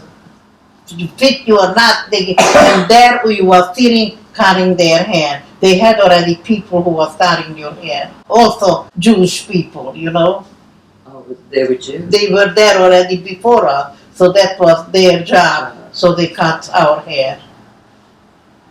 That was in Auschwitz when they cut our hair, not in the Degen. My mother worked in a munition place, and she was really sick. I think that's why she got cancer. She was blue, yellow and blue lips all the time. Who worked in that factory, you could tell who is working there, because that was a poison place. I'm sure my mother I'm always saying like that, probably she got cancer from that, but I don't know. She worked there. But nobody had cancer in the family. Yes, she. I'm telling you, she worked in a place like that. I don't know how she wound up there. I really don't know. And when you left Auschwitz, where you went to a work camp, where not the In same. Auschwitz we wasn't working. Right, but when you went to the work camp, not the same work camp as Ollie and Andy, right? Different camp. different work camp? Honest, they didn't have too much from our work. We was outside all day long, doing nothing. They gave you a shovel and throw sand here and there. We didn't do anything. I'm telling you. So were they They doing? did something. They did something because he don't know. Once we made cables to put in, Oh, little, that's little holes we had to Well, do. sure, they know what they're doing. Believe me, you didn't work for nothing. They needed you there, you know. Right. So that's what. A cable we put in, like a telephone cable, you know. And she did. She was not in the city. She was far away from me, you know. We was working in different places, you know. Right. She was working somewhere, another kind of, did other kind of jobs. The man was somewhere else. The woman was somewhere else. I never saw in the camp that woman, you know. I just saw men, you know. We was only women. And we even have women guards, not men. Women was taking care of us. I mean, it's difficult to say it, but how lucky you guys were. I mean, the concept that nobody's lucky who goes through this, but the fact that you guys survived is amazing. I mean, Kato said, she said, the aunt and the 6 children. right. I mean, the percentages. Not just in other lands too, they're right there. A lot of people. If we came, I'm sure, we were 5 people came home. 5 kids came home from 6. If she would be older, she would have survived too. But she was about 10 years old, you know. And she was very short too, my sister, the young one, you know. I was lucky because I was tall all the time. I was 15, but I was tall then too, you know. And I remember my mother used to say when Dr. Mengelen came and he went every road to look at you. And my mother said, pinch your face, you should have a red, I should look good. And my mother was always on the floor. She was fainting all the time. All the time she was fainting. But when he came, the doctor, Susan was on one side, and we was holding up my mother. She was always fainting, my mother. I think it was for hunger, you know. But we survived. So I have a question about the conditions in the barracks. So after the day at work, you'd go back to the barracks. Yeah, very pleasant. We had the regular beds. 2 people were sleeping together. I sleep with my mother, and my sister slept with somebody else. Everybody had to turn around. We had rooms. Yeah, we turned around. When you went out from the room, you had to fix your bed. They checked it. You had to leave the room neat when you left to work. The bed had to be fixed, everything, you know. But I slept with my mother, and my sister slept with somebody else, with another woman. And she couldn't stand it. She didn't like if she was too close to her. Yeah. And she always said to my mother, I don't know. My sister wanted to sleep with me. She said, you should sleep with the lady, I should sleep with my sister, you know. And she didn't want it. She took me. I slept with my mother, and she had to sleep with that old lady. She knew that old lady too, you know, knew her, you know. But she wasn't bad. My sister was. Many times she changed clothes because we had the numbers here. We had numbers. We always took clothes. I don't know which number I had. We had 68, 69, 70. And when they took us to work, they said they want people who are between 20 and 30 years. So I was only 15, but I was registered, I was 20 years old. My sister was 22, and my mother was 28. So that's how we were together, you know? So we always had to figure out, they said, because they wanted the young people, not the old ones, you know? So that's how we wind So up. how old was Aunt Kizzy actually? What was the My age? sister Susan was about 20, 22. She was that age. Right. She's And how old was your mother? My mother was 45. 45. She was young. She wasn't her even father old, but was she 10 acted. years older. Your father was 10 years older than Yeah, you. Yeah. My mother didn't act like a young, you know. Those days they didn't yet. 45 was old in those days. But she was busy with 6 children all the time, you know. So she had plenty help too sometimes. She had help, not sometimes, she always had help. But, it's still busy with The the Jewish people, they didn't have a tree, but they have a service. We had a maid all the time. We had a maid. You know why? Those people didn't. They had for the farm girls, they didn't have a tea to either home. So they came to the Jews. The Jews had nothing either, but they like to stay with the Jews. Yeah, we always had a maid. Always. So like mentally, when you like every day, was it like terrifying every day, like the entire day, or We didn't think were you about just that. on autopilot? We didn't think about that. No thinking. You didn't think about it. Think about food. We only food. Yeah, so the woman who my sister was sleeping, she worked at the kitchen. One day she said to us, because we always, potatoes was very important there. That was the main thing. So the lady said, the woman who slept with my sister, she says, you know what, tomorrow the bunker where they kept the potatoes, it's gonna be open. You could go if you want potatoes, you have to go there. But the guards, the soldiers was watching you. If they would catch you, they would kill you. And good enough, my sister and me, and other ones, they knew too about it. And that bunker was low. It wasn't like, I can't explain it how. You couldn't go straight in, you had to go on 4 legs in there. That's how. So I'm going with my sister there, and it was a very big one, and we put in a belt here, because we put the potatoes in here. So my sister goes in. If I would know it goes like that, I never would go in here. You had to go all around, far away till you get the other side out. You couldn't come back where you went in because people was walking after you. And I think since then I have the phobia, I'm telling you. So I'm going like that. Mm-hmm. I said to my sister, you know what, I don't feel good. What's gonna happen? She said, just follow me, forget it. And finally, we came out already. But it was a very, very long thing. But I never would go in if I would know. And I had to go like that on 4 legs, You couldn't straighten up. And then we had sand, I don't know why, but in the camp. And we hid it because we had plenty of potatoes. You're not going to eat it one day. And somebody saw it. You think next day, somebody took it anyway.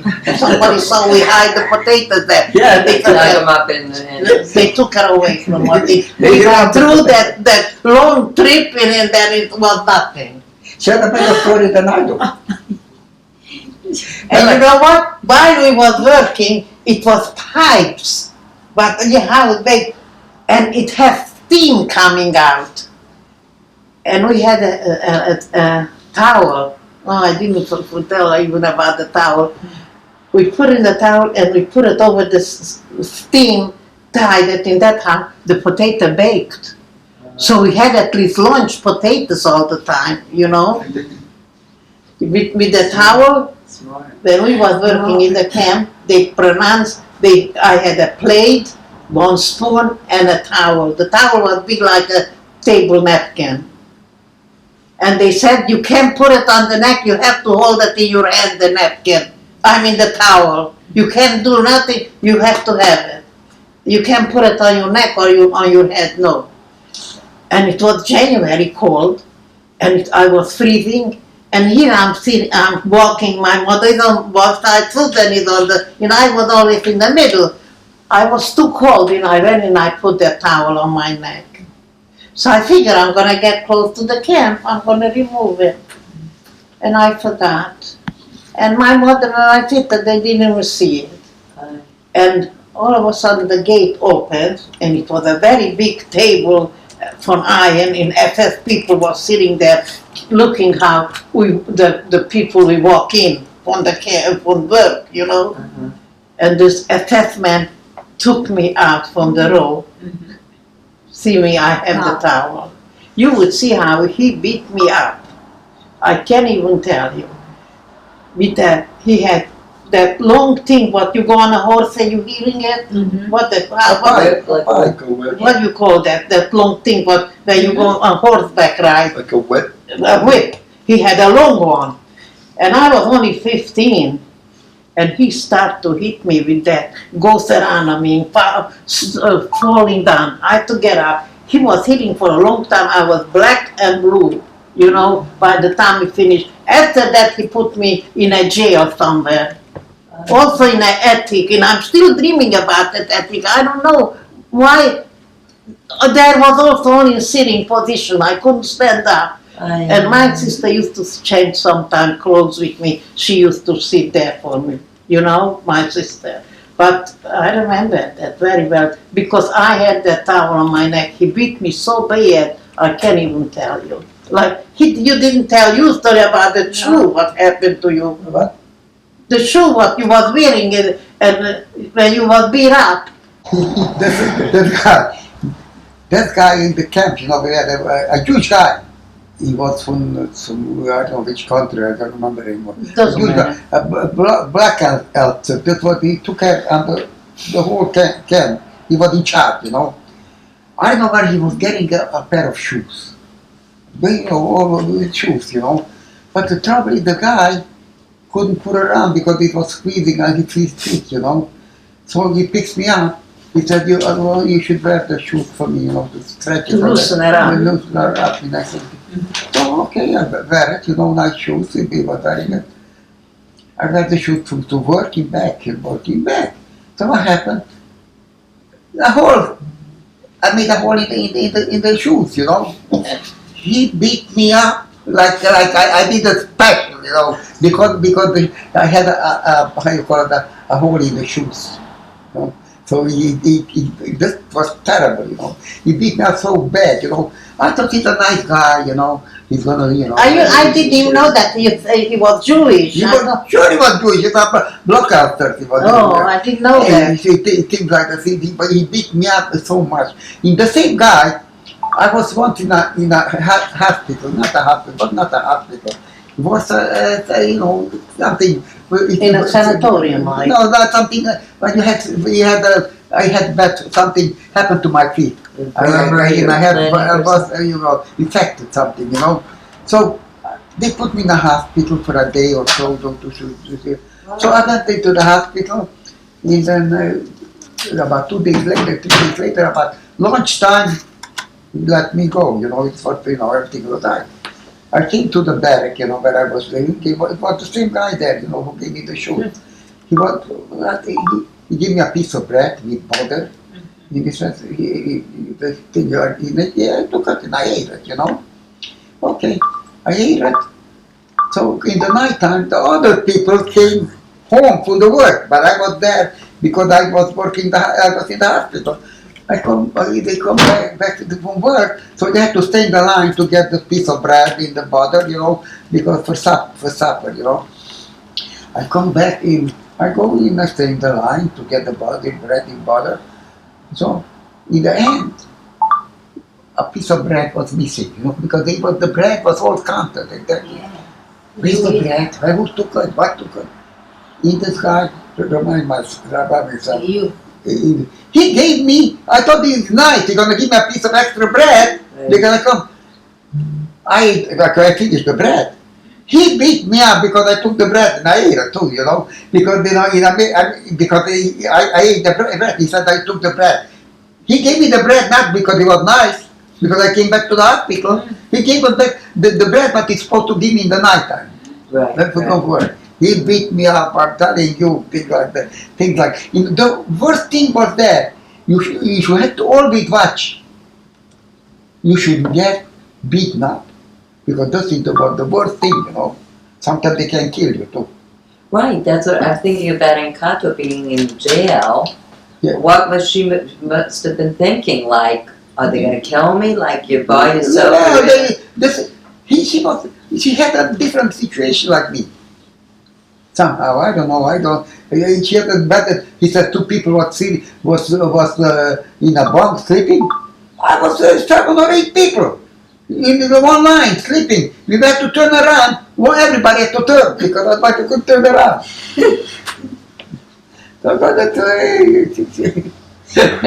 Uncle I Al. think my father told the story that your cousins, either Gloria or whatever, that they worked in the kitchen too. And I think my father said they threw some bread or something over the wall to him, and he took it and Gloria? also They were working got in the beaten. kitchen. I don't know. No, Gloria was working in the kitchen. Somebody. Yeah, Gloria did work. Gloria was an extra. She was very nice to us, Gloria, there. Somebody he knew worked in the kitchen, and he said And I think somebody. Yeah, they maybe threw somebody. him some bread. He almost got killed for it. Now they beat him, on the other side. He got it on the other side of the fence, and then That was nothing, nothing the DP camp. That was what the After the liberation. Sure. Somewhere. That was Maybe, after the yeah. liberation. So, could you speak a little bit? You were saying about the situation in the barracks. Could you speak to that a little bit? Yeah. In the barracks, us was like that, we were sleeping in the bed. 12 people. No, 6 or 7 people. 7 people, We slept 12 And, in our and then we were sleeping there, when we were going to bed, nobody could, we had to go, everybody had to go at the same time to bed. When you sleep in bed in the middle of the night, somebody had to turn around or something like that. No such a thing. It wasn't We easy. couldn't turn around, we had to turn, everybody had to turn around. The guy was sleeping and you made him Turn around. Nothing was hitting you, he don't want to turn around, he was sleeping. Yes. Not funny at all, In Auschwitz, there were 10 people on one bed. You see them sometime on TV. You ever watch do you watch ever the Jewish program? They have on TV, You don't have to JLTV. Only the Jewish station, that's station. night. And they usually show the Holocaust. It's not, no, all the not time.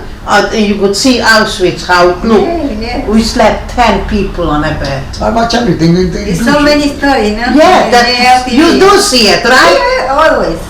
You don't have, Linda had the Jewish station. I don't know what I time. have they don't have it in your neighborhood. Well, Gertie Linda lived there, she had it, but she had it. Ask for it, he's gonna give you. How do you call it? JLT. JLTV. Jewish. The Jewish TV station. And you always, they show Israel, the Tel Aviv, Jerusalem. They talk all the time only about the Jews, Jewish news, but it's English. And they talk about the Holocaust a lot. Yeah, a lot. I don't know, Eli Wiesel? Do you know? Yes, yes. Oh, he had a concert on television. He's not that guy.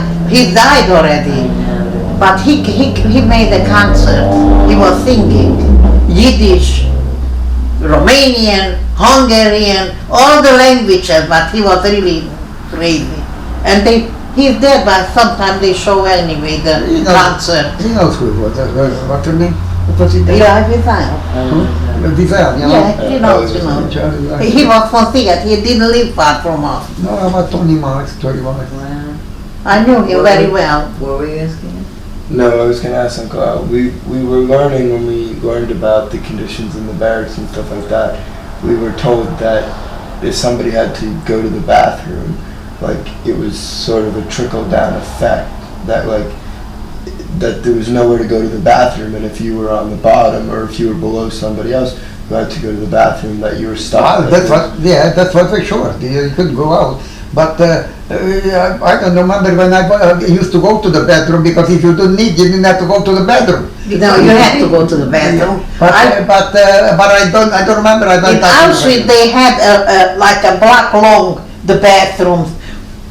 It was only a big hall, and they had on the how can I? It wasn't like a regular bathroom, I don't know how you call the top, just holes they had, and you made them. And you know what? In Canada it was 2 guys. They were only 7 years old, and they survived in Auschwitz. They were 7, and they lived there in the toilet, and they survived. 2 friends.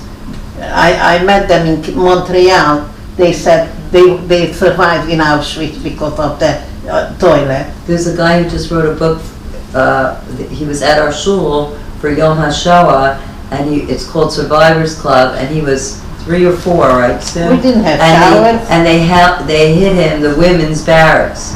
That's how he survived. Someone hid him inside where the women were, and he survived. But the two guys, they survived. They was hidden in that toilet. A lot of, I remind myself slowly, you can, like I tell you the story, it's very hard, I don't remember it, because it was 75 years ago, 70 years ago, so you don't remember.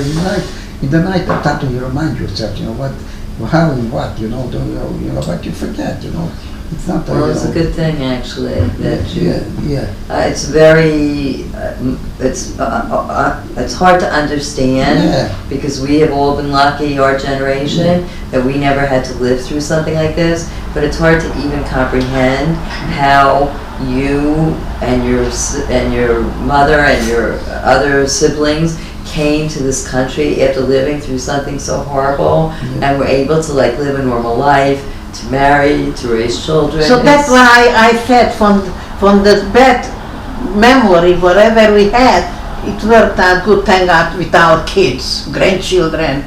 We came to America, they don't have to worry about hate the Jews, That was a terrible thing to grow up. Your best friend, because we were Jewish, they were against you, Because they hate, everybody hated Jews. Even here too, you have a lot of people. They don't know why. The Russian came in, the Russian, when they came in, he goes and he hits a Jew.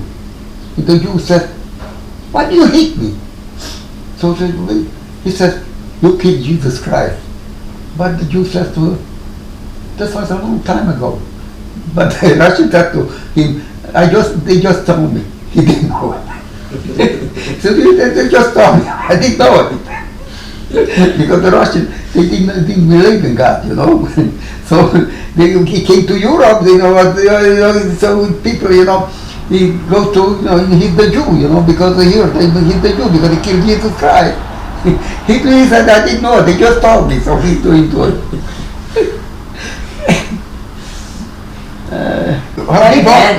You're not in college yet, are you? I'm going to be in college next year. Now you're going to start? Or you in already? In August I'll start. Oh, okay. I'm telling you. No, it's So in Kata, were you on a death march also or no? Did you? No, she didn't go. You was on that march? No, I wasn't at that march. That's what the. I didn't know until when I came to talk to you after my father passed away. I didn't know about that. That's what the dead march. You I told didn't me. call it the dead march, but then I find out it was the dead march. That's what the dead march. Because for 4 weeks he was walking. In dead. He was about 5 or 10,000 people there. If he came there, he was now 1,000 people was left over. First of all, we had no food.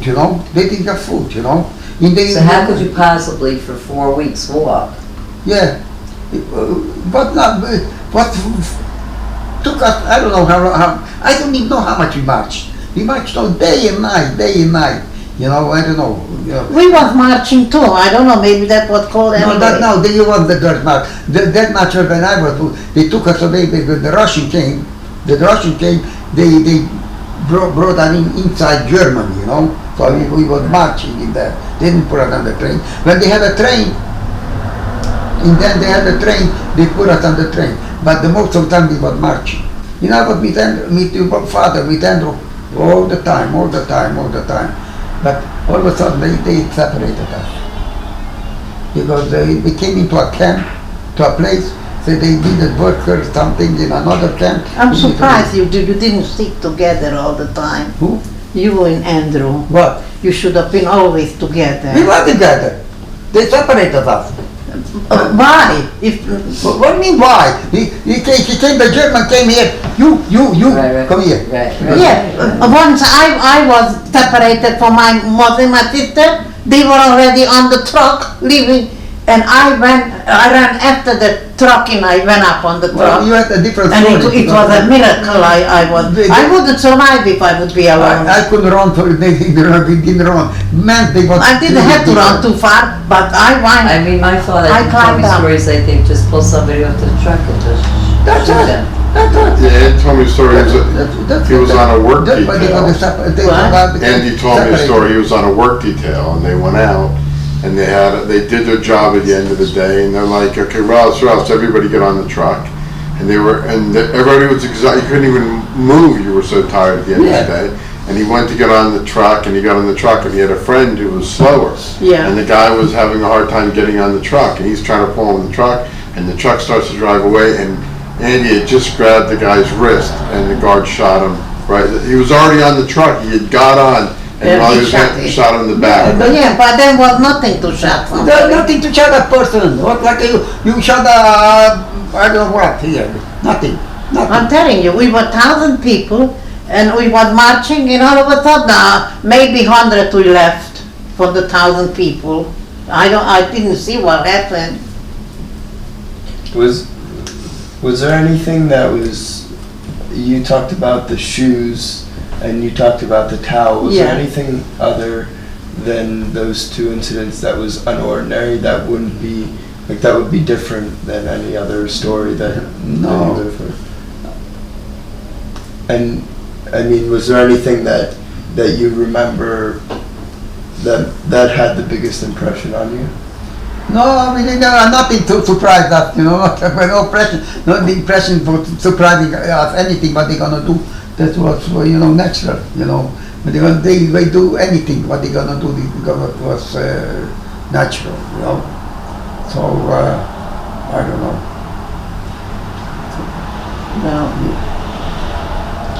No. I've been there, and if I see on television, they show, I can't believe that I was there, Somehow I'm watching and I don't think I was there. Well, that's what it is, I think that's how you survive. That's how you survive, because if you thought I that try all the to time, block it out, right, yeah. right. I'm telling you, I see it, and I don't believe that I've been there. But we were there. Yeah, okay. Well, not too many survivors anymore, anyway. Not too many. Not in Israel either. You guys both look great, though. You do. You do. When this video goes to my friends, I'll ask them before they hear you introduce yourself how old you are, and Encanto too. I bet they will have no idea nearly how old you are. They thought everybody's older or something. No, they I don't think you're young. Younger. They won't believe. Yeah, You're younger. So when are you gonna The younger people, they didn't put to work. I'm glad I was this age, Right. Otherwise we wouldn't be around. Younger Right. people, people, I was the youngest when I was liberated, the people, in Andrew, because we didn't have youngers. Otherwise we don't survive. You have to 14, something like this, then 14, 15, that's all. That's what I was, And then that's how we have. You younger, you 10 years. Look at my sister was 10 years old. They wouldn't put her no place right away. They put her into the crematorium. What are they going to do with her? Give her to eat? Feed her? No, they didn't. They weren't feeding anyone you have else? to be 14, 15, or 16 like this. But wasn't the age difference between everyone about 2 years? 2 years, right? Yeah, 2 years between us. All of But it. Encanto, but that would have made Encanto 12 then if she was 10. No, she was about 13 or 14. 14, I was in the 15th. I was 13, I was 15, something. My husband was 13 when they took him in a camp, Henry. He was 13 years old. They grabbed him from the street and they sent him to a DP camp. And he was only fighting, that's how he survived here too. He was fighting, he was okay here, but he said, there you wanted only to food. You didn't want anything else, just to survive, to have food. That's all that it's about. He was talking something. He had a very interesting story, Henry. Oh, we all have interesting No, stories. but that one is a different one. He was walking, young kid, they were running on the street. And they grabbed him and they took him to the police station. And they told him, you're gonna be here every single day working. They gave him a pail and a sponge or something, and he was working. You're gonna go home to sleep, but you're gonna be here this and this time in the morning till the timing, and then you could go home. He had a bicycle, he was going back and forth. And he said, all the time they had on the police station FF meetings. And he was there around. And the way he said that story, he said, one day he said, a very big officer came with a beautiful Mercedes-Benz, a black car. He parked in, and he went in for the meeting, and he had the pail with the sponge, and he washed his car, polished his car. The assessment comes out from the meeting, he sees his car looks so beautiful. He said, who did it? They pointing, Henry. Come over here. He said, Henry, I was afraid you're gonna punish me because I did it. He said, Henry, you're gonna be my servant. I'm taking you to my apartment, you're gonna be my servant, you're gonna polish my shoes, you're gonna do things, you're gonna pick up milk for me, and you're gonna work for me, he said.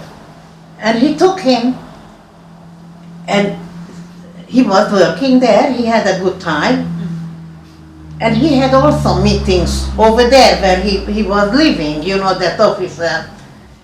And one night, or morning, he overheard on the meeting that tomorrow morning they're gonna grab all the Jews and they're gonna put them in a ghetto.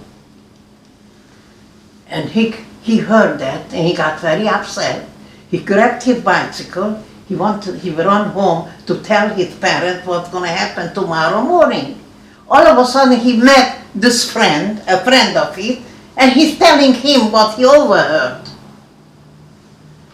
And then the friend went home also, and all the Jews, all of a sudden they find out what's going to happen tomorrow morning. They try to hide. Go here, and I don't know, they hide. All of a sudden, next day, the SS people, they are going to grab the Jews, and they see some of them, they are missing. What happened? And all of a sudden, they realize that somebody overheard, and it was a rumor there. And they point to Henry's friend, he's the one who said that, and they hide. They grabbed his friend, and they punish him. I don't know what they did to him, but where did you hear that? What's going on? He's pointing to Henry. And Henry his boss knew about it. And they get to Henry. What did you do?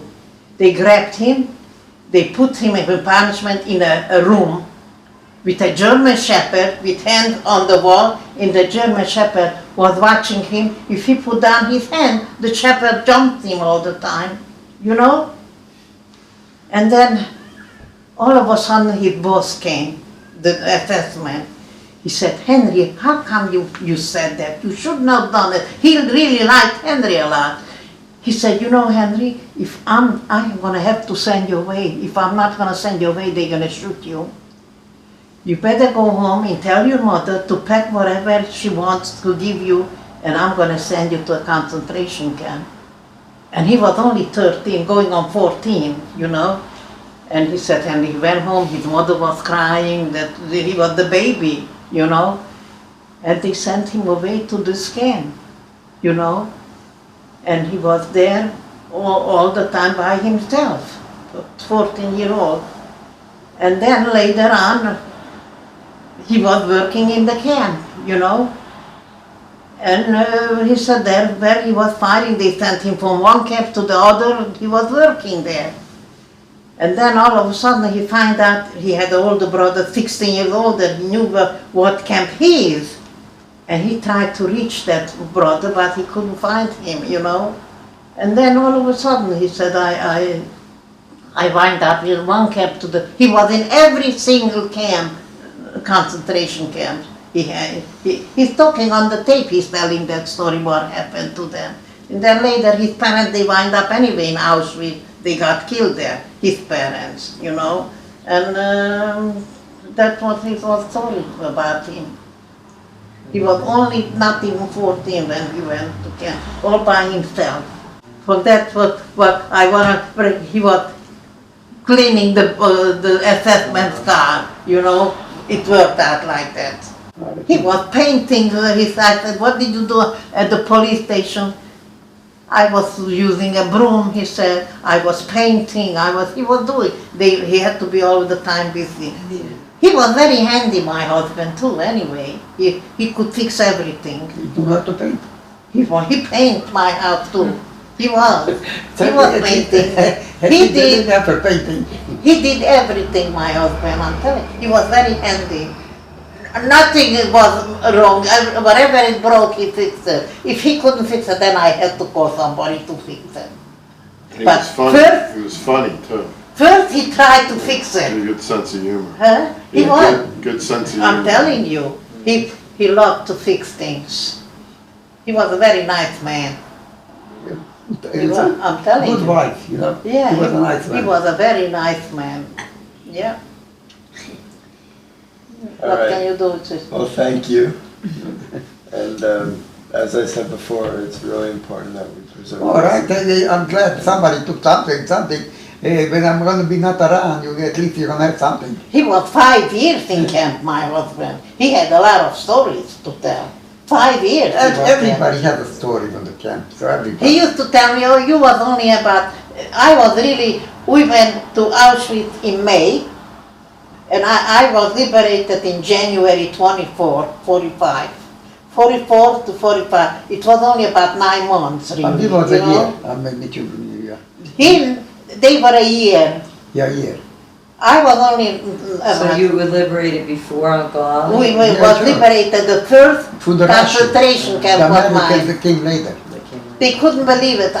We were the first concentration camp liberated, January 24. I'm surprised they didn't put you back to Germany. I was not far away, I bet, from around here. I don't know where she was. We got But in liberated in Poland. Poland. I was in Poland too, but from Poland they started to bring us in to Germany because the Russian used to come, you know. And we was from the Russian. I was in the Russian too. The Russian, they were son of a gun, so they were such a bad soldiers, bad people, you know. They didn't care about nothing. They used to, if a lot of people were liberated, you know, and they picked them up and they took them into Russia and they put them back to a camp. That's what the Russian did. Why do you think we run away from there, from Big South? Why do you think we came? We couldn't stand it. In the night time they used to get drunk and they used to, Knock on the door, knock yeah. in the door for whiskey because we had a bar, you know. When I came back, my brother had a bar in a store, you know. In the night time, they came to wake you up for They for wanted whiskey, to drink. Drink. And then I said, I don't send big around here anymore. I hate them, you know. So they were, you know. Those people they didn't have guns like here. Knives they had all the time. Knives. Yeah. The Russian. No, in Big South I'm talking Oh, about. you're talking about the peasants there. Yeah, They they killed them. Here you have knives. They was killing by knife. Where only. they go down in Israel with the knives. Yeah, There too, okay. with the knives? You kidding me? That's the thing. They don't want to die. They attack the police and everything. Here too, God forbid you're in the wrong place, in the wrong time. It could happen too. All right. Well, thank you guys All very right. much. All right. Thank you for coming.